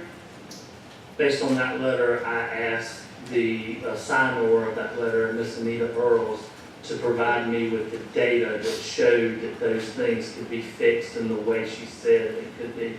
I then took that data, which I believe was furnished in a Dropbox format, and sent to staff and asked them to draw the map. In the drawing of the map, they identified a few small errors, such as, I think, unpopulated movements or something like that. And so there were a few technical corrections so that this map is not identical to the data that was sent, but is, I believe, in all relevant ways, the map that was sent. Has that, please, has that letter been offered into the record here? Yes, it was sent to everybody and was entered as part of the record, to my understanding. And I imagine it would be entered into the federal court record as well. Follow up. Do you know how that differed from the criteria that this committee used at all, if it did? Well, if you have not seen her letter, I can certainly get you a copy of it. I believe I do have it in my large paper folder here. She noted some of the things that I went over today. One was changing districts that did need to be changed. One was some differences with the whole county provision in the Green, Wayne, Johnson, Harnett, Lee, Sampson, Bladen cluster, and the Rowan, Cabarrus, Stanley, Montgomery, Richmond cluster. And then she talks about the racial gerrymandering issue as well. Follow. So did they in fact include racial data as a consideration in drawing the Covington map? Representative Stevens, I'm not sure if that is listed in the letter, but to my knowledge, the racial data was considered in the drawing of the, yes ma'am. And have Follow up. Have you also listed or considered that racial data and posted it to the website? Representative Jackson.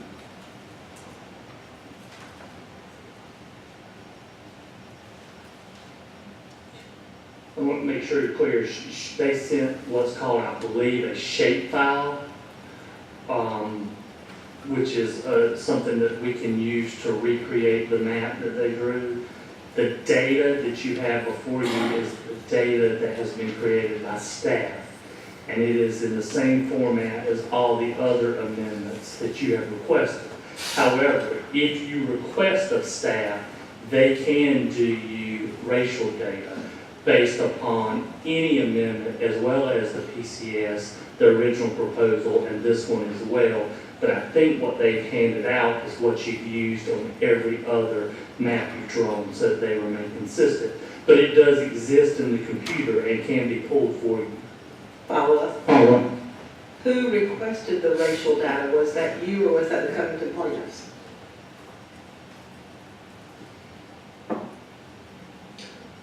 Well, again, I believe the Covington plaintiffs considered it, but again, they did not send us data. As far as what I have requested, I requested racial data on your original map that was released Saturday. I requested and received that data. Other members, I am aware, have requested racial data on other maps, and maybe the same map more than once, and I've seen posted in different areas, have been emailed to members' accounts and things of that nature. But the only thing I requested was the racial data, I believe, for the original map. Follow. Representative Jackson, are you aware on the REAC score that the mean score in Covington is 42, where it's only 41 in the House plan, and the standard deviation in Covington is 0.10, where the standard deviation on the House plan is only 0.09? No, I am not familiar with the compactness scores of any area in the proposal I listed other than in Wake County. Originally, I had planned to run a Wake County amendment, a Mecklenburg County amendment, and a statewide amendment. But it, just like all your questions, I think it's very clear what the vote total is going to be today. And so, in the interest of time, I did not choose to cross-examine members about how things were drawn, and I've chosen not to waste your time by introducing multiple amendments that are doomed to fail. And if I can follow, Representative Jackson, she had a House plan, splits only 19 precincts in the impacted areas. Did you realize that? I believe I saw the chairman's presentation, and I believe there was a change from 40, maybe 40 to 19 or something like that. Follow-up. Did you look closely at your Covington plan to indicate that there were either 43 or 44 precincts impacted? So I have not. I can tell you that the majority of those precincts that are split under the Covington plan are split as a result of freezing in place those districts. That we did not do, as this PCS does, an attempt to split precincts for partisan advantage or to avoid a potential primary or general election opponent or anything like that. The precincts are what you originally split in 2011, and because we didn't touch those districts, we can't touch those splits. I will also say that looking at that number can sometimes be confusing, because a VTD may appear to be split, but in fact, it has been split by the Board of Election into two separate precincts. So you may look at a number and say, oh, you've got a split VTD, but in fact, you just split it along precinct lines and did not in fact split precincts. Well, did you One look more at follow-up? a follow-up, please? I'm sorry, follow-up. Did you look at a split precinct in Pitt County that wound up being split between 3 different districts by the Covington plan? Again, I have not. I've looked at Wake County and a little bit of Mecklenburg County. Otherwise, I did not look.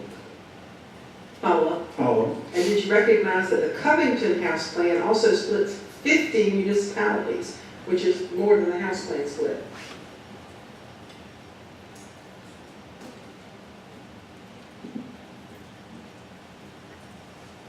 Representative Jackson recognized. Can you tell me how many precincts the PCS for the House plan split? This lady, I'm assuming a fact, not in evidence. Your Honor. The House plan splits 19 precincts in impacted areas. There are clearly some legitimate reasons for those. But the Covington plan splits 43 or 44. Well, I think you had moved on to ask me about municipalities, Representative Stevens. The municipalities, the Covington plan split 50 municipalities, and that's 5 more than the House plan. That's so the House, based upon your representation that the House plan only split 45, then if you say Covington splits 50, I would have no reason to disagree. I would tell you that in the county I looked at, like Wake County, the Covington plan does a much better job of splitting the municipalities that does have to split in fewer places. For instance, Raleigh is split in into 8 districts instead of 9, and I think Apex is split maybe into 3 instead of 5, and things of that nature. but because of the freezing, we could not minimize the total amount of municipalities split. Follow. And I'm particularly, I guess, looking at Wade, Guilford, and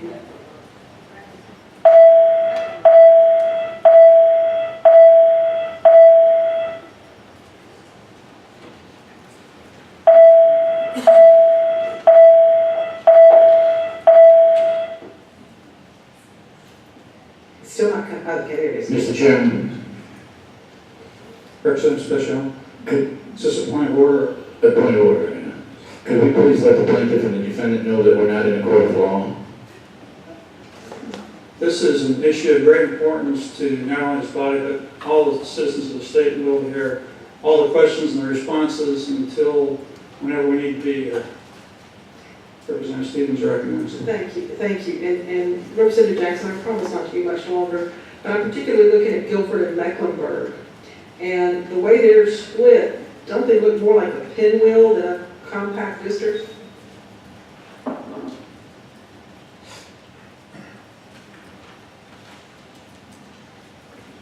Representative Jackson recognizes. Thank you, Mr. Chairman. Representative Stevens, I don't have the PCS map in front of me, so I can't do a comparison necessarily, but I would say that these maps do appear to be more a start in the center and move outward, I believe, based upon, in Guilford County, I believe that's based upon, again, the need to get Representative Harrison's district to a different level for racial data, and it looks like the need to create more compact districts. But again, you might be better addressing these to the questions to the people who drew the maps. Mr. Chair, Yes, ma'am. I just want to point out for the record that while I would like to address these to the people who made the map, they're not here. So noted. Mr. Chairman, Yes, sir. are you sure they're not here? Well, If you would, Representative Jackson, if you would call their names again, we'll see if they are here. I don't know who drew the maps again. I knew that Mr. Gilkerson had a thing. I don't think the plaintiffs were invited to today's committee, but if you want to take a recess and invite them, maybe they'd be willing to come and answer your questions for you. Well, they may, but this is your amendment, and I would hope that you would have brought the people necessary to support your amendment. Yeah. Representative Stevens? Mr. Chair, I just want to make a comment that, he's trying to somewhat disavow himself now with the very map he's offered. Maybe it's not his dog, but he's walking it. He should have some obligation to know. Madam, are you finished? Thank you very much. The next on the list, and I have you all on the list, be assured, is Representative Corbett. Thank you, Mr. Chairman. At this time, if I would beg your difference, the maps that were presented, when it comes down to your more heavily populated counties, aren't that clear. Hold on a minute until we get the maps passed out so that everybody's looking at the same Thank thing. you, Mr. Chairman.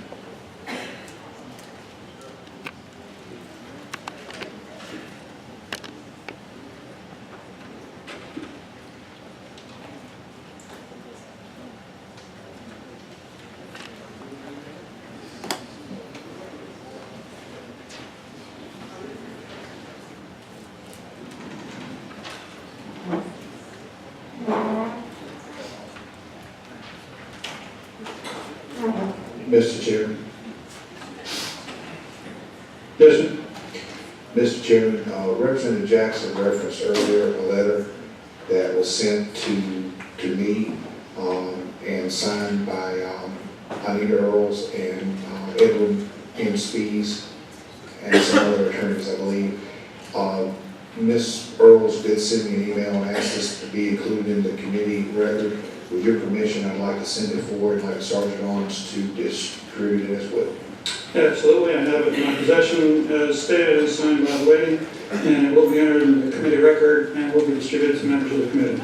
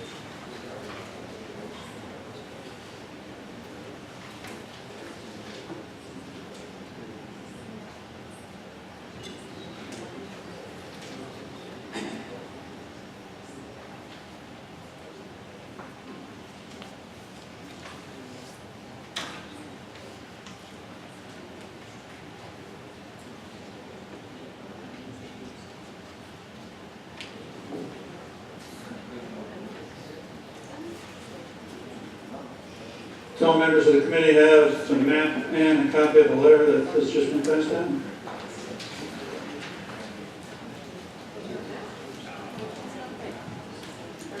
All right, it would appear, saying nothing to the contrary, that all members of the committee have a copy of this map that Representative Corbett has passed out, and also remember a copy of the letter that Representative Lewis has to be passed out. Therefore, Representative Corbett, you have the floor. Excuse me, Mr. Chair, I don't have the map. Okay? Mr. Chairman. Representative Lewis. Mr. Chairman, I think this might help Representative Harrison's request. The map was passed out as the Jackson amendment. That is the map we're referring to. Okay, I see that you've received one now, so Representative Corbett, the floor is yours. Thank you, Mr. Chairman. Representative Jackson, do you feel the issue we're debating today is a one person, one vote in North Carolina is a serious issue? Sorry? I'm sorry, I was repeating. Do you feel the issue that we're addressing today in North Carolina is under one person, one vote, and how those votes are defined and relegated? Do you feel that's a pretty important issue? Actually, Representative Corbett, I think my legislative record speaks for itself. Thank you, sir. Follow-up. Thank you, Mr. Chairman. In your comments, you said you would have drawn maps, and if you would have drawn maps, that this would have been different and that would have been different. As a member of the committee, it's my understanding that myself and every member, and you as minority leader in the House of Representatives, had an opportunity to do just that and draw alternative maps. Is that a fair statement? I guess theoretically. Thank you. So, follow the importance that I'm concerned about this is that you chose not to draw maps under an issue that is extremely important to the people of North Carolina. But I'm also understanding that the map you presented today is not the map that you drew. Is that correct? Representative Corbett, I mean, look, that's several questions in one, so. I can break them up if you'd like. Well, let's just, if I don't answer your question, you can let me know. I did not draw this map. I think I made that very clear. I did attempt to draw some areas of that. It would take one person not familiar with the computer system, with no, I have to go through staff to do these things. It would take me quite a bit of time to draw to the entire state. Sure, I understand, as it would take any of us to say that. That's right. And so, to do it right, I would want to bring in members from that area.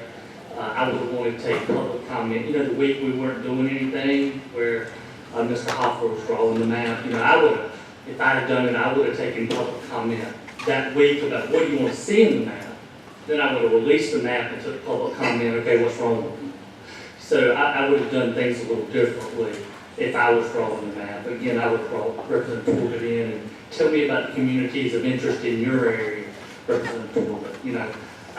I talked about Eastern Wake County being together. I have to take Eastern Wake News. I would have asked, how you got a local fire station that your community rallies upon. I would have done things like that. So it would have taken me more than since this map was released on Saturday to get that done. Yes, sir. Follow up, Mr. Chairman. Follow up. And would you think that it was within your purview or within your opportunity to do exactly that? Because I was doing the same thing, and I could have done that at any time. Do you feel that you couldn't, as an minority leader, do that?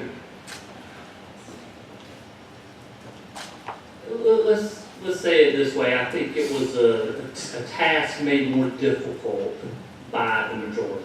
And I'll give you an example if you so choose. Your map maker was retained, I believe, June 26th or June 27th of this year. And he agreed that he would redraw the map for $50,000, a flat fee, so that he would have some, so both sides would have some semblance of what it was going to cost, to be certain. That same $50,000 was offered to the Democrat and the leaders of the minority party in both the House and the Senate. However, it was offered in June when you took advantage of it and got started. It was not offered to us until August 4th by written letter. So technically, did I have the ability? Yes, sir. Did I have the same ability that the majority party? I would dispute. Okay, follow up, Mr. Chairman. Follow up. Thank you. Also, in your opinion that you were stating about the map that, was it the secret map, we'll say, I think was stated earlier. You mentioned about the criteria and the criteria that was selected by this committee. Based on the map that I've asked to be passed out, because of the larger map, which you can't see, based on this map of addressing Charlotte, which is right next to me, which is why I guess I'm asking you these questions. Can you show me a town on that map that was not split, a municipality that was not split to attain a certain voting outcome? Because I thought under our criteria that we were trying our absolute best to keep municipalities in whole. Are you aware of any towns that weren't split? Are you aware of any towns that were split? Representative Ford, again, I'll try to answer your questions, and if I don't do a good job, please tell me what I missed. Sure. One thing is you refer to this as the secret map, and I take great offense to that description. I shared this map with this committee in whole, and more particularly with the chairman of this committee, immediately upon receiving it. Okay, so I don't know where the word secret comes, but I shared it. I didn't wait till the amendment deadline at 10:30, which got moved to 10:45. I actually shared this way earlier. In fact, I shared it before your side shared the PCS for today with us. So I think calling it a secret map is a little unfair to me and how I do business. As far as municipalities, all I know about Mecklenburg County is what you just handed me. It would appear to me that Huntersville is kept whole in this map. It would again, if when I'm talking, if I could be the only The gentleman has the floor. It appears from your map that Huntersville applies all in the blue area, Davidson's all in yellow, and that Cornelius appears to be across two different colors.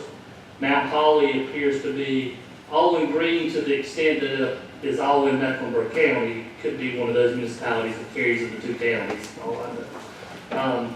Pineville looks like it's the majority in pink, but it's got the letter E on the gray area, which again, in our map, was a frozen district, so we didn't change that. So if it is split, it's split by that rule, the state constitution not changing anything. It looks like Matthews is clearly probably split. I have been to Matthews, pretty large city, so I'll believe that is split. It looks like Mint Hill split, and of course Charlotte is split into most, if not all, of these districts. Thank you for your answer, and just for the record, Mount Holly. Gentleman's there, phone. Thank you. Mount Holly is not in Mecklenburg. Mount Holly is actually in Gaston County. So your reflection on the map is probably a little bit different there. Are you aware that it splits almost every town possible just simply to retain or to actually change or give the voters more of an edge to not elect Republicans but elect Democrats? So if you say more municipalities are split, then I'll take you at your word. Again, I'm very careful when I speak on the floor and when I speak in committee of giving motivations to people that I don't know about. So I'm not going to agree with your description that they were motivated by partisanship, because I don't know that. They'll have to answer that question for themselves. I can tell you that I understand the criteria they used were to freeze District 105, which was not contiguous to an impacted district, and to cure the racial gerrymander that existed in several districts in Mecklenburg County. What they did after doing those two things and how they did it, you would have to ask them. Thank you. Follow up, Mr. Chairman? Follow up. Thank you. And just for the record, I personally believe that the voters, a lot of this debate that we have is useless because voters are of high intellect to understand that they vote for the individual more than the party anyway. And that a lot of this is just, I guess, what we have to go through about every 10 years. But let me ask you something else. So also in your comments, you address, I think this question, it's been a while since your comments were made, You addressed Chairman Lewis as to offer an explanation on why the precincts were split. And I think you asked that in a pretty definitive question. So I would ask you, sir, on the map that you submitted, would you provide the explanation why 10 precincts were split in Mecklenburg, and I can wait for your answer.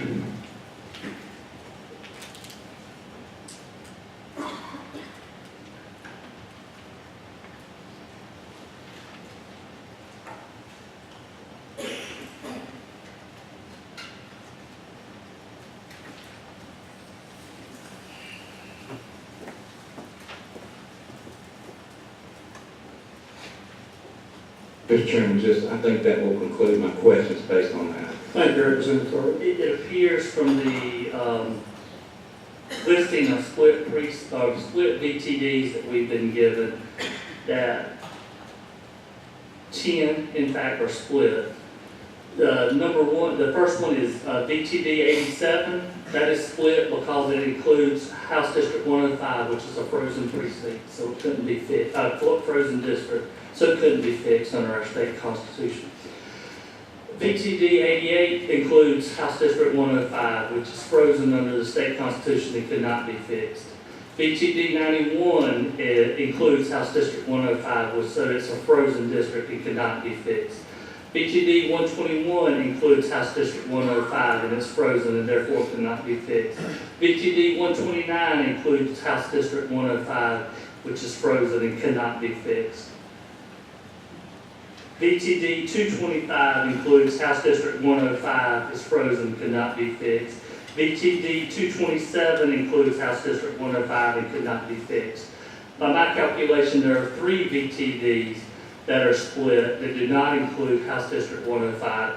I could not tell you if those were done for population deviation to make the deviations right, if it was done for compactness, if it was done for incumbency, or if it was done for political reasons or racial, to equalize the racial numbers in those districts. I couldn't tell you because I didn't draw it. I will tell you that only 3 of them were split as a result of any other reason other than the frozen district of House District 105. Thank you. Representative Gill, you're recognized. Thank you. I was just going to ask for the roll call at the time of it. All right, thank you. Representative Michelle, you're recognized. Yeah, Mr. Chairman, I've got more of a statement than a question. That's fine. This map that you have before you in your amendment, introduced by Representative Jackson, who was asked to do it, as constituents asked all of you to do, and half of you don't know what you're doing with them anyway when they ask you to do it. Then he was asked to introduce these on behalf of the plaintiffs in this matter. I don't know anybody in this body that is a member of the plaintiffs crew in this body. The maps were drawn by the plaintiffs. The map was drawn by the plaintiffs, not using statewide money. They didn't get $50,000 to draw that map. They drew it as part of the action that they took that has found that you racially gerrymandered these districts. So you can sit up here and talk about all the number that you got in there that you want. These people went out and said you did them wrong. And they are the ones paying for trying to correct what you did wrong. And if you talk about that Democratic gerrymander on this map, what about the Republican gerrymander on your map? I mean, give me a break, folks. We can sit up here all day. Are you going to pass this? You're going to sit up here and try to make a record. We doing the same thing. Fortunately, our record seems to be a little bit better than yours because you're trying to make up something that just ain't there. And we've got more to go even that. Even further down the line, you're going to be looking at political gerrymandering, not racial gerrymandering, which is coming up very soon in the United States Supreme Court. So you can sit here all day. I'm not going to sit here all day. I'm going to leave because I know what you're going to do. You're going to pass it, and you're gonna send it on to the court. The court's gonna look at it, and I don't know what they're gonna say, but I can give you a pretty good idea that somebody else is gonna be drawing some maps somewhere down the line. So have fun, y'all. Representative Brawley, you recognized. Thank you, Mr. Chairman. As I watch this debate, first, I would like to say something to Representative Jackson. And to the gentleman, I was not intending to imply you were misleading the committee. I realized that you were presenting a plan you did not draw, and believe that when you were making the statements, they were honest errors because you were not familiar with the areas with which you were speaking. And if I gave any impression that I was questioning your honesty or that you were deliberately misleading this committee, I would like to correct that. You are a man with whom I frequently disagree on issues, but who I find personally honorable. I would also like to draw the committee's attention to a court case a few years ago involving the Ford Pinto in a rear-end collision, which led to an explosion. During jury selection, it was one of the first times that psychological testing was used to determine the jurors. And the people defending the case realized that women were much more likely to find for the plaintiff, but discovered that if they asked a woman a question, can you drive a truck, that gave her the same view towards automobile maintenance that a man would have. And one of the key things in the case was the gas cap had been left off of the car. And that was the reason the Ford Motor Company said it actually blew up, because gas was slashing out. I think that question is like this thing about Freeze District 105 in Mecklenburg County. It looks innocuous, but it's actually the key to achieving the aims that I believe that the Democrats would like to achieve in this issue. By freezing 105 but having to move everything else, it allowed them to split Matthews and Mint Hill, a clear community of interest, into 3 pieces. And the reason, well, one, I'm very familiar with it because I represent that area. I've lived in Matthews since 1982, and Matthews and Mint Hill are on Matthews-Mint Hill Road. We read the Matthews-Mint Hill Weekly. We share a park commission slot on the Mecklenburg County Board of Park Commissioners. Kids in Matthews go to middle school and elementary school in Mint Hill. Kids in Mint Hill go to high school in Matthews. We play in both sports leagues. Sometimes we wonder why the towns don't just merge. They do tend to vote very Republican. However, not always. Those towns have always elected whoever's in that district. From Jim Black, Larry Diggs, Sean Lamont, Jim Gully, and me. By chopping this into 3 pieces, Northern Mint Hill is now part of Representative Autry's Democratic district, and it will vote Democratic and will probably elect a Charlotte Democrat. The southern portion of Mint Hill and the northern portion of Matthews now runs into Charlotte and will probably elect a Democrat from Charlotte. And 104, having only the southern portion of Matthews, is also subsumed in Democratic portions of the city of Charlotte. So these 2 southern towns, Matthews and Mint Hill, with a combined population of almost 60,000, will not be able to elect their own representative. This also meant that redrawing 104 created a double bunk situation where Representative Doolin is now in the seat Representative Carney represents. The shifts around by holding 105 steady allowed the map drawers to create in District 107, a district that pulls a lot of Republican votes out of Huntersville and Cornelius and subsumes them into Democratic votes in Charlotte. I've been through the data on this. This map will elect 11 Democrats and 1 Republican. To me, this looks like a partisan gerrymander of some of the most blatant types by breaking apart communities which have separate identities and putting them under the dominance of the city of Charlotte. I would have to vote against this. my people would go crazy if I saw that. Thank you. Thank you. Next on the list is Representative Jones. Thank you, Mr. Chair. Just a brief comment, and during my comment, if I may, I have a question to Chairman Lewis, if he would respectfully yield. Will the gentleman yield? I have listened closely to a lot of the comments that have been made today, and just over and over considered how misleading some of the comments that have been made, particularly regarding race, and how I believe a casual observer who would be listening to this committee meeting, or just perhaps online or whatever, could misconstrue something. But Representative Lewis, you were here in the General Assembly during some of the terms of the past decade, when the Democrats were in the majority and drew the maps. And now you've been here during this decade when the Republicans have been in the majority and drawn the maps. As far as the racial makeup in the General Assembly, after the Republicans drew the maps in 2011, did racial minorities end up with more seats in the General Assembly or less seats? Thank you for that question, Representative Jones. I'll do my very best to answer it. Obviously, I can't speak for decades prior to me serving. I will tell you that in 2011, we conducted extensive research and expert reports that indicated that racially polarized voting existed in the state.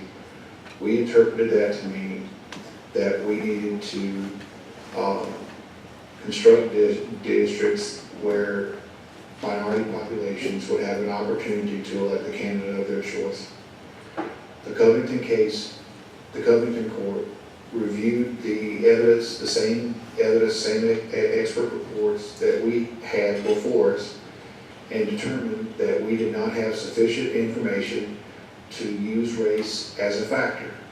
Therefore, we did not use race when we drew these maps.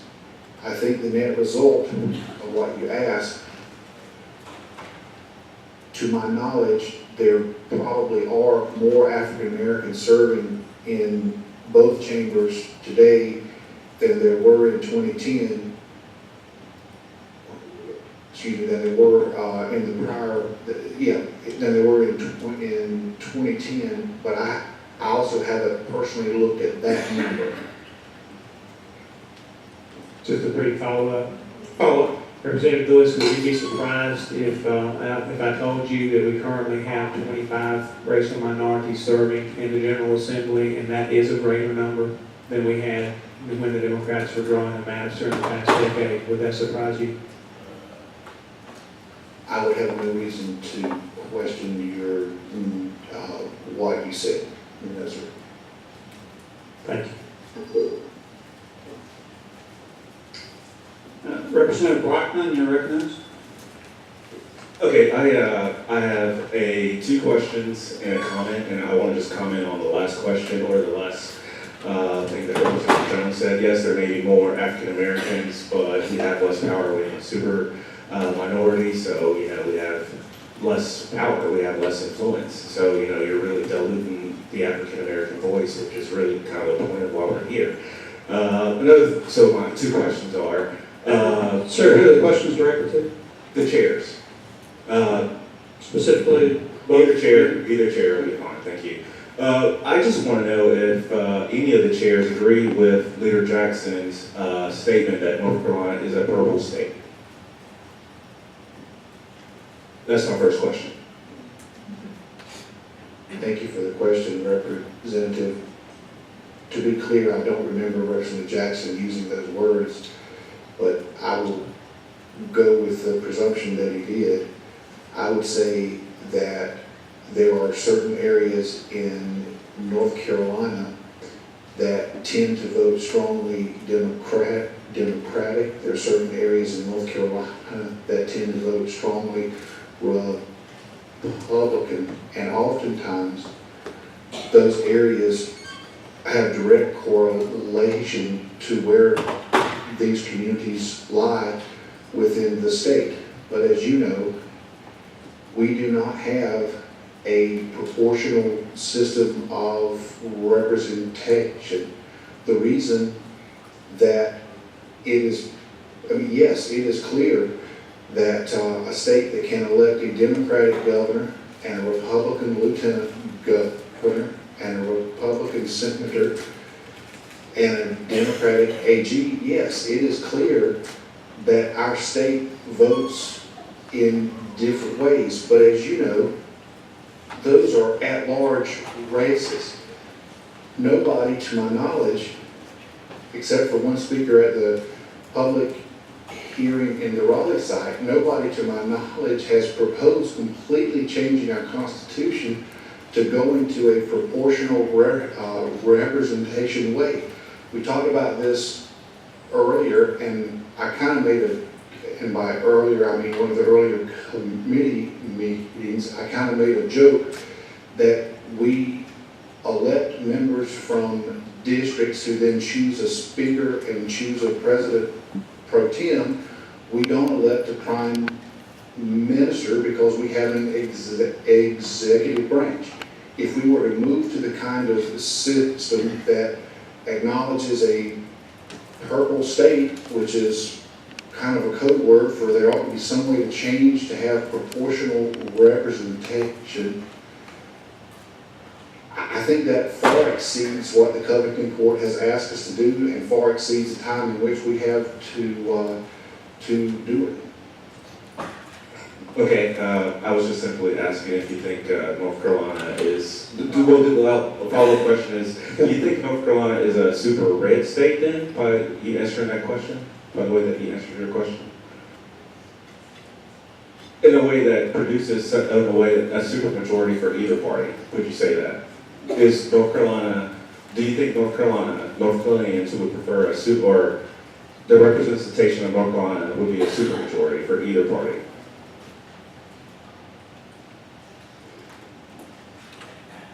Mr. Chairman, well, Representative Allen, Mr. Chairman, I know that Representative Ballard wants to address this, but if I could, and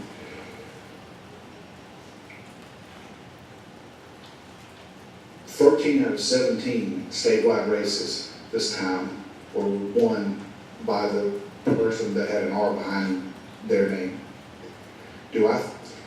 I don't particularly like, to be candid with you, the deep red or deep blue or whatever else. In fact, up until 20 years ago, when they talked about the folks that are registered like me, they'd use blue, and they'd use red for folks that are registered like you. So, but I'll concede that when commentators talk about our state now, they may say red state and blue state and all this. I get that. I'm trying to tell you, I think it's more complicated than that. I don't know that I would acknowledge that a state that elects 13 out of 17 statewide offices is necessarily a purple state. But maybe Representative Dollar might want to add to that. Representative Dollar, would you like to answer that question? The gentleman made my point. Representative Barton? And I'll just end with this comment. North Carolina, I think most political folks who look at North Carolina would say North Carolina is a purple state, a state that goes back and forth. Our governor's race was very tight. Most of our statewide races are tight. They go back and forth. The problem with your argument, with due respect, is a county like Gifford County that is a Democratic county. Wake County is probably a Democratic county. My county, for example, Gifford County, we've got 3 Democrats and 3 Republicans. I don't necessarily think your argument holds up in those particular counties. I would urge this committee to vote for Representative Jackson's amendment because this amendment will bring our state back to a more 50-50 equal playing field and will, make our state, make our General Assembly a purple General Assembly, which is what my state is. Thank you. Representative Lewis? I don't know because I'm No, sir. I thought you were going to respond to it. Well, yeah, just if I can, to speak on the point of the amendment, I actually agree with what Representative Brockman said. Voting for this amendment that was submitted by the Covington plaintiffs, which is clearly a Democratic gerrymander, will find a way to take Democrats into areas that they can't currently win because their messaging problem will not allow them to win elections. Next in the queue is Representative Michelle for a second time. Yeah, Mr. Chairman, this is more of a state question. Representative Jones is absolutely right. As time went on, we picked up more black representation in this body. And I came to this body, Representative Jones, decades ago. There were only 3 of us here. Now there are 25 of us here. Through no thanks to anybody but hard work on folks who lived in those communities. They did, because they got an opportunity to elect folks of their choice. Now, you weren't responsible for that. I can tell you this, that during slavery times, there were more black folks on plantations than white folks, but who ruled the roots? And that's what the situation is like. We want to get right down to it. There are plenty of us here, but we don't have the power or the authority because of racial gerrymandering. And that's where we are. I have 2 minutes left in the queue, and Representative Jackson, I have a procedural question for you because when you offered the amendment, I didn't hear a motion for it, so before it slips the chair's mind, I would like to make sure that there is a motion for your amendment. You may have, but I can't remember. Thank you, Mr. Chairman. I'm not sure if I did that as well. I would say that I would agree with some of the comments today about this amendment not being perfect, but I do believe it's superior to the PCS, and therefore I would move adoption. Thank you, sir. Representative Donald, you recognize? Thank you, and I realize the time, and so I'll try to make this a little briefer than before. And that is, but I would like to ask, just so I can understand, Representative Jackson, would you yield for a question? You. Thank you. My question would be, you mentioned redistricting resources that you became aware of in April on the Republican side. I guess my question is, at that point in time, did you put anything in writing to the Speaker requesting any resources at that time? In April, no, sir. Thank you. Let me just make some comments. I would just again comment, in terms of resources, and I know Chairman Lewis has mentioned this, that resources equal on both sides were offered, and the gentleman answered my question in terms of when he became aware. I would also make some broader points, though. One is that along this line, when talking about, certain people get resources, certain people in the General Assembly, but I would certainly think that folks should be reminded that when Republicans and others were challenging successfully the constitutionality of maps drawn by the General Assembly in previous decades, I don't think the General Assembly offered them any resources to carry forward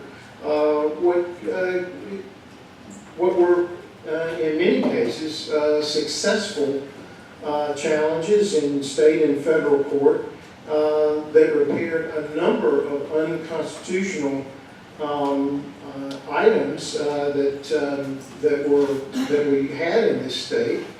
And so certainly Republicans have been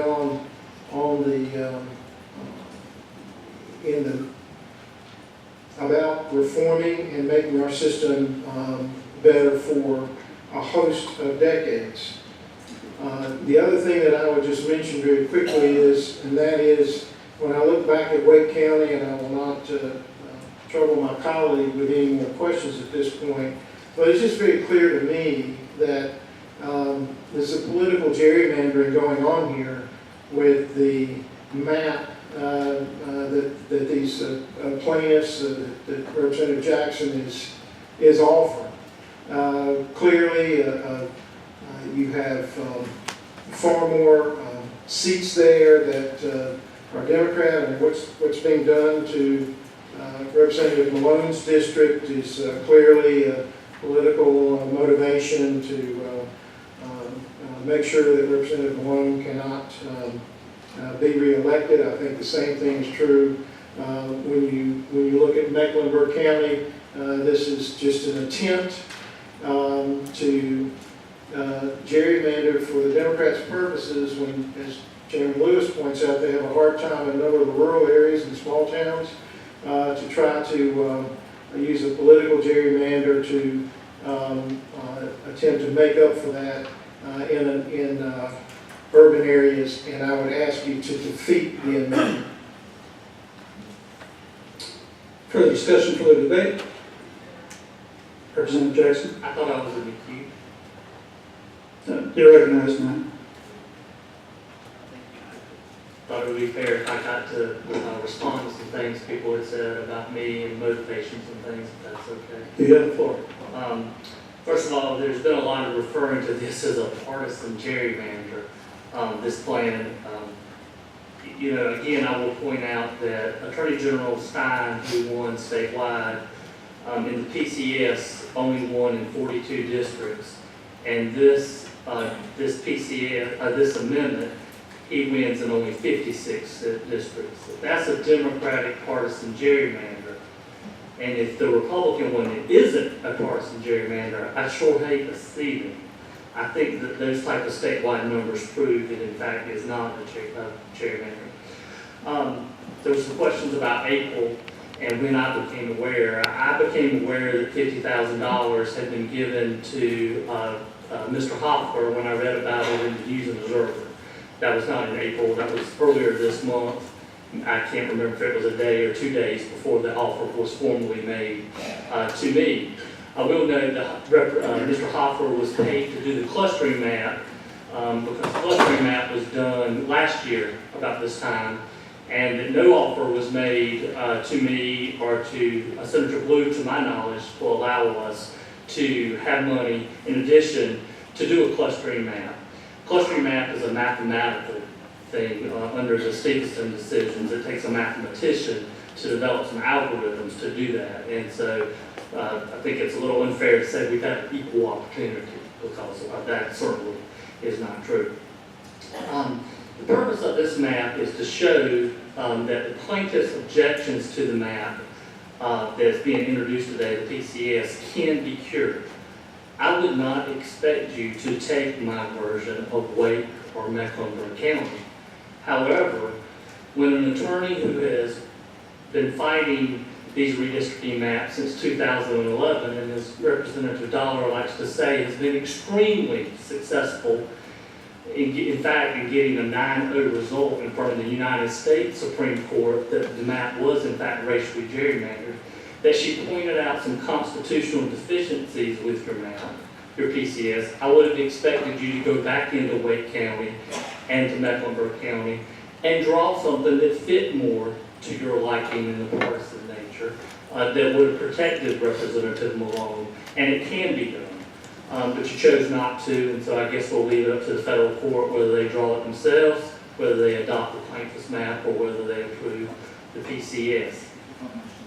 I do want to also follow up on what Representative Michaud was saying. Racial gerrymandering isn't about electing a higher number of African Americans. It's about giving African Americans the ability to elect candidates of their choice in more areas. For instance, Representative Michael Ray represents a majority-minority district. In his counties, they have chosen him to represent them in several elections over minority opponents. That's their candidate of choice. The fact that he is not black doesn't mean they didn't get to elect their candidate of choice. In fact, they did do that. Representative Harrison represents a very similar district, and I, in fact, represent a district that at the percentage of only 30% African American elected its candidate of choice in 2 elections before I was appointed to represent them, in fact, against me. She defeated me in the first election. And so that's what racial gerrymandering is about. It's not about creating a certain number of African Americans. It's about diluting their ability to elect their candidates of choice by putting a high number of them into certain districts so that they don't have the opportunity to elect their candidate of choice in all the districts that surround them. That's what racial gerrymandering is all about. I would just move for adoption of the amendment, Mr. Chairman.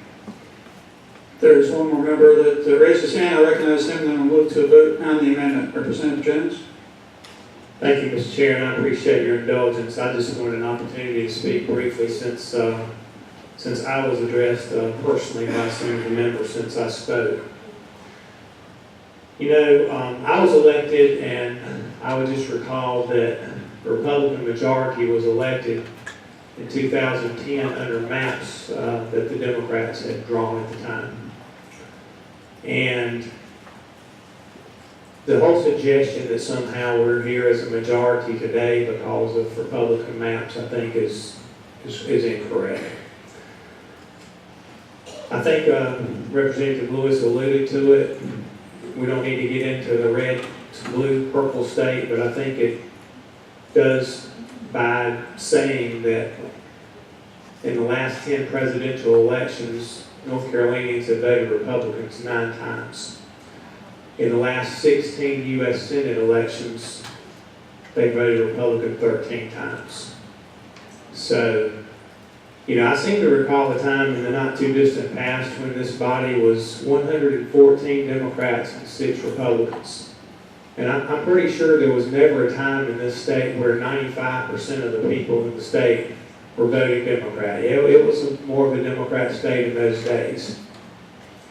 But I say all that to say that, you know, some of the comments that came back, well, we have more racial minorities here than we've ever had, but we have less power. And I would simply say, if that is the case, it is not because of race, it's because of your party. You've chosen to affiliate with a party that has less power in this state, less influence in this state, because people in this state have moved away from your party and are no longer voting for your party like maybe they once did. And I think that's fair to point out, whether you want to agree with it or not, it is the case. So, Mr. Chair, that's all I'm going to say. Thank you. Having a motion Mr. to Chair. adopt amendment Mr. Chairman. H927-1, version 3 probably before us, and Representative Gale having called for a roll call vote. The clerk will read the roll. Representative Bell? No. Representative Bell? No. Representative Jackson? Yes. Representative Jackson? Yes. Representative Stevens? No. Representative Stevens? No. Representative Brawley? No. Representative Brawley? No. Representative Brockman? Yes. Representative Brockman? Yes. Representative Burr? No. Representative Burr? No. Representative Davis? Representative Davis? No. Representative Dixon? No. Representative Dixon? No. Representative Dobson? No. Representative Dobson? No. Representative Doolin? No. Representative Doolin? No. Representative Farmer Butterfield? Yes. Representative Farmer Butterfield? Yes. Representative Floyd? Representative Floyd? Yes. Representative Garrison? Yes. Representative Garrison? Yes. Representative Gill? Representative Gill? Yes. Representative Grange? Representative Grange? No. Representative Hall? No. Representative Hall? No. Representative Haynes? Yes. Representative Haynes? Yes. Representative Hardister? No. Representative Hardister? No. Representative Harrison? Yes. Representative Harrison? Yes. Representative Hastings? No. Representative Hastings? No. Representative Howard? Representative Howard? No. Representative Hurley? Representative Hurley, no. Representative Hunter? Yes. Representative Hunter, yes. Representative Johnson? Representative Johnson, no. Representative Jones? Representative Jones, no. Representative Jordan? Representative Jordan, no. Representative Malone? No. Representative Malone, no. Representative Michaud? Yes. Representative Michaud, yes. Representative Moore? Yes. Representative Moore, yes. Representative Pierce? Yes. Representative Pierce, yes. Representative Reeves? Yes. Representative Reeves, yes. Representative Willingham? Yes. Representative Willingham, yes. Representative Speciale? Representative Speciale, no. Representative Rogers? Representative Rogers, no. Representative Singh? No. Representative Singh, no. Representative Ray? Yes. Representative Ray, yes. Representative Torbett? No. Representative Torbett, no. Representative Yarborough? No. Representative Yarborough, no.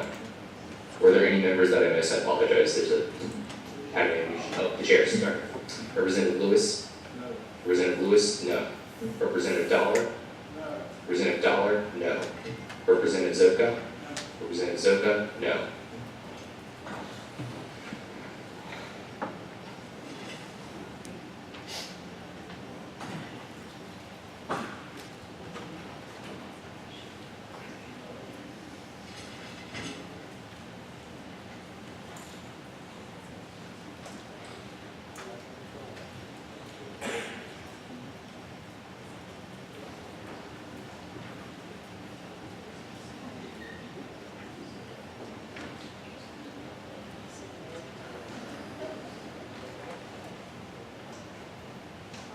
By a vote of 15 ayes, 26 noes, the amendment fails.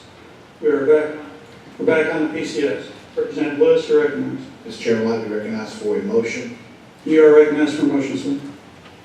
Mr. Chairman, I move that the proposed committee substitute for House Bill 927 be reported favorably as to the PCS as amended, and that PCS be rolled into a new PCS, and that the short title of that PCS be amended to read 2017 House Redistricting Plan A1. We have a motion properly before us. All those in favor signify their support by saying aye. Mr. Chair, All those opposed? No? The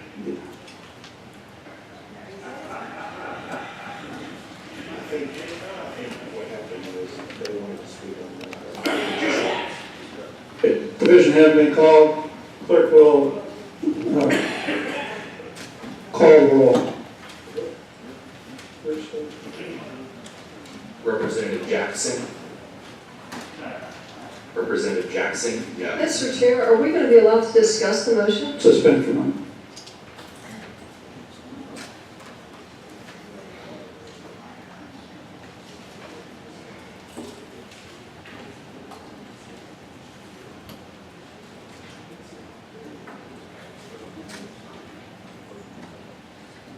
The chair apologizes. I did not see any hands raised.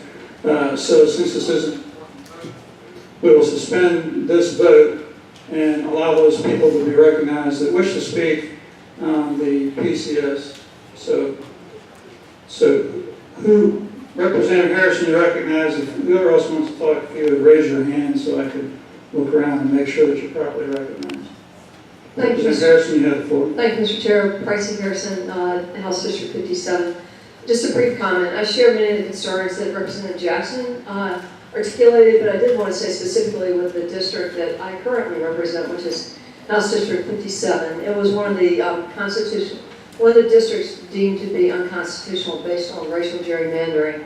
The current African American composition is 47% and African American 47% white. The proposed district is now exceeds 60% African American, which doesn't seem to cure the constitutional issue of racial gerrymandering. I do believe that there are ways to have, to the extent that democratic performance needed to be taken into account for the criteria that the Windland Park neighborhood, which is split between precincts 15 and 48, that can have been included in the district and would have achieved a little bit more racial balance.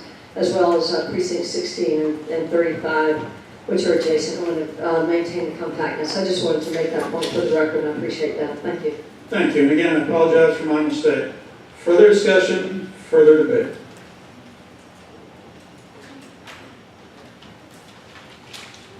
Further discussion, further debate. I see now no one has indicated that they wish to debate or discuss this further. Therefore, we have a motion properly before us, and we have canceled the last vote, so if anybody wants to say something about the vote, because I'm about to call for the ayes and noes.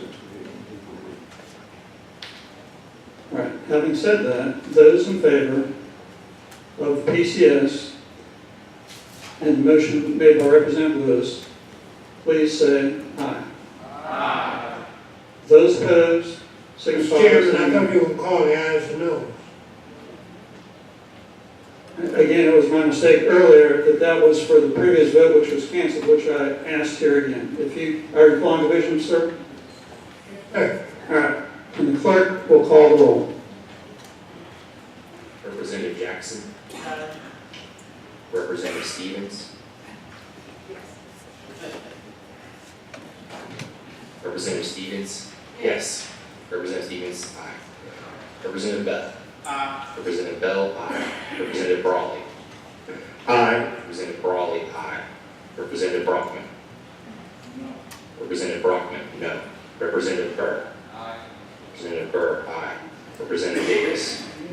Representative Davis. Aye. Representative Dixon. Aye. Representative Dixon. Aye. Representative Dobson. Aye. Representative Dobson. Aye. Representative Doolan. Aye. Representative Doolan. Aye. Representative Farmer Butterfield. No. Representative Farmer Butterfield. No. Representative Floyd.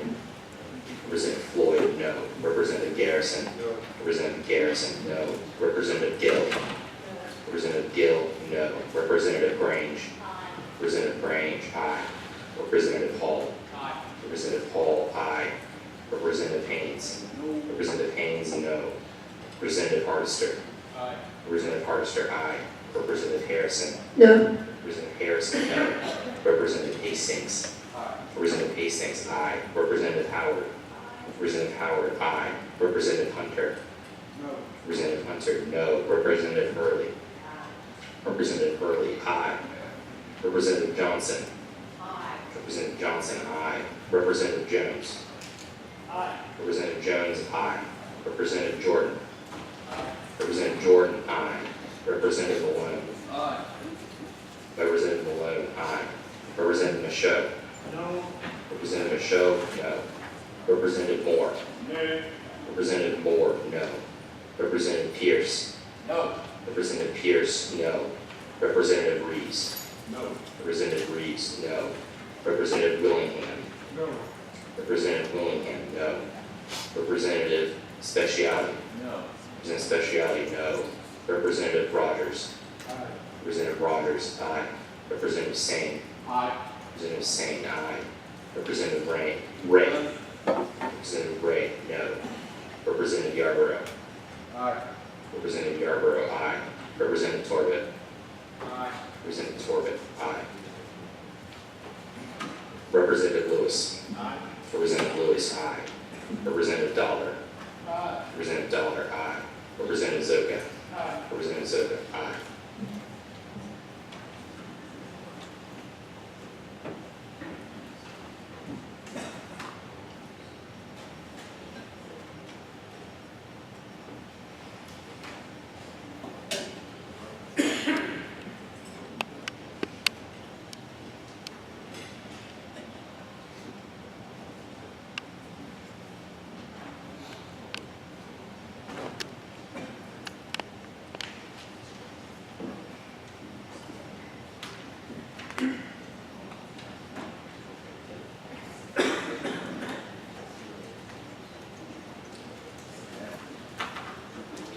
By a vote of 25 in the affirmative and 60 in the negative, the motion passes.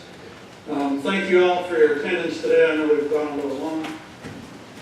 Representative, If I could ask a question, Mr. Chairman, about next week. Going to be directed to yield the chair to Representative Lewis. Gentlemen, say his inquiry. Yes, sir, Mr. Chairman. I was just wondering if we will go through the same process again when the Senate map crosses over, or if that will just be done on the floor, or if we'll have to bring it back through to do amendments and stuff like that. I just planning for next week, that's all. Thank you for the question, Representative Jackson. House rules require that a bill received from the Senate is heard in the House committee, so yes, we will hear the Senate plan in this committee next week. The Senate, I do not know, and I would state for the record that I know the Speaker made the same comment yesterday, that we have the court reporter here today, that we did have consultation with you and also with Representative Bale that in lieu of having a session tomorrow, that the House would do both the second and third readings on Monday. I don't know what the Senate has agreed to. I do not know if the plan will arrive today or if it will arrive on Monday, but as soon as it arrives, we'll refer it to committee and we will hear the bill. And depending on the date it arrives, the House will either take up the Senate plan on Tuesday and Wednesday, or Wednesday and Thursday, depending on when it arrives. And that answer, of course, assumes that we don't do second and third on the same day. Are there further inquiries for the chair? What purpose, the gentleman, Representative Floyd, may state his inquiry. So there may be a Tuesday and Wednesday session next week. There will absolutely be session on Tuesday and Wednesday of next week. I do not know if we will take votes on two separate days, but again, the goal is to have this ratified by the court deadline of September 1st, which is Friday. I think if all goes to plan, and it really does, we will beat the court's deadline by 1 day. Thank you. Before we adjourn, I do want to thank each and every one of you for your time today. I want to thank, and I'm going to say this on the floor, the one thing that I think all of us can agree on, despite the divided votes, is how fortunate we are to to be served by great staff. This has been a long day for all of our central staff. It's been a long week for our sergeant and armed staff as well. So I would certainly thank them on the floor, but I think it was entirely appropriate to thank them from this chair as well. Is there any further business for the committee or any other inquiries to the chair? The chair sees no one seeking recognition. This committee, having completed its business, stands adjourned.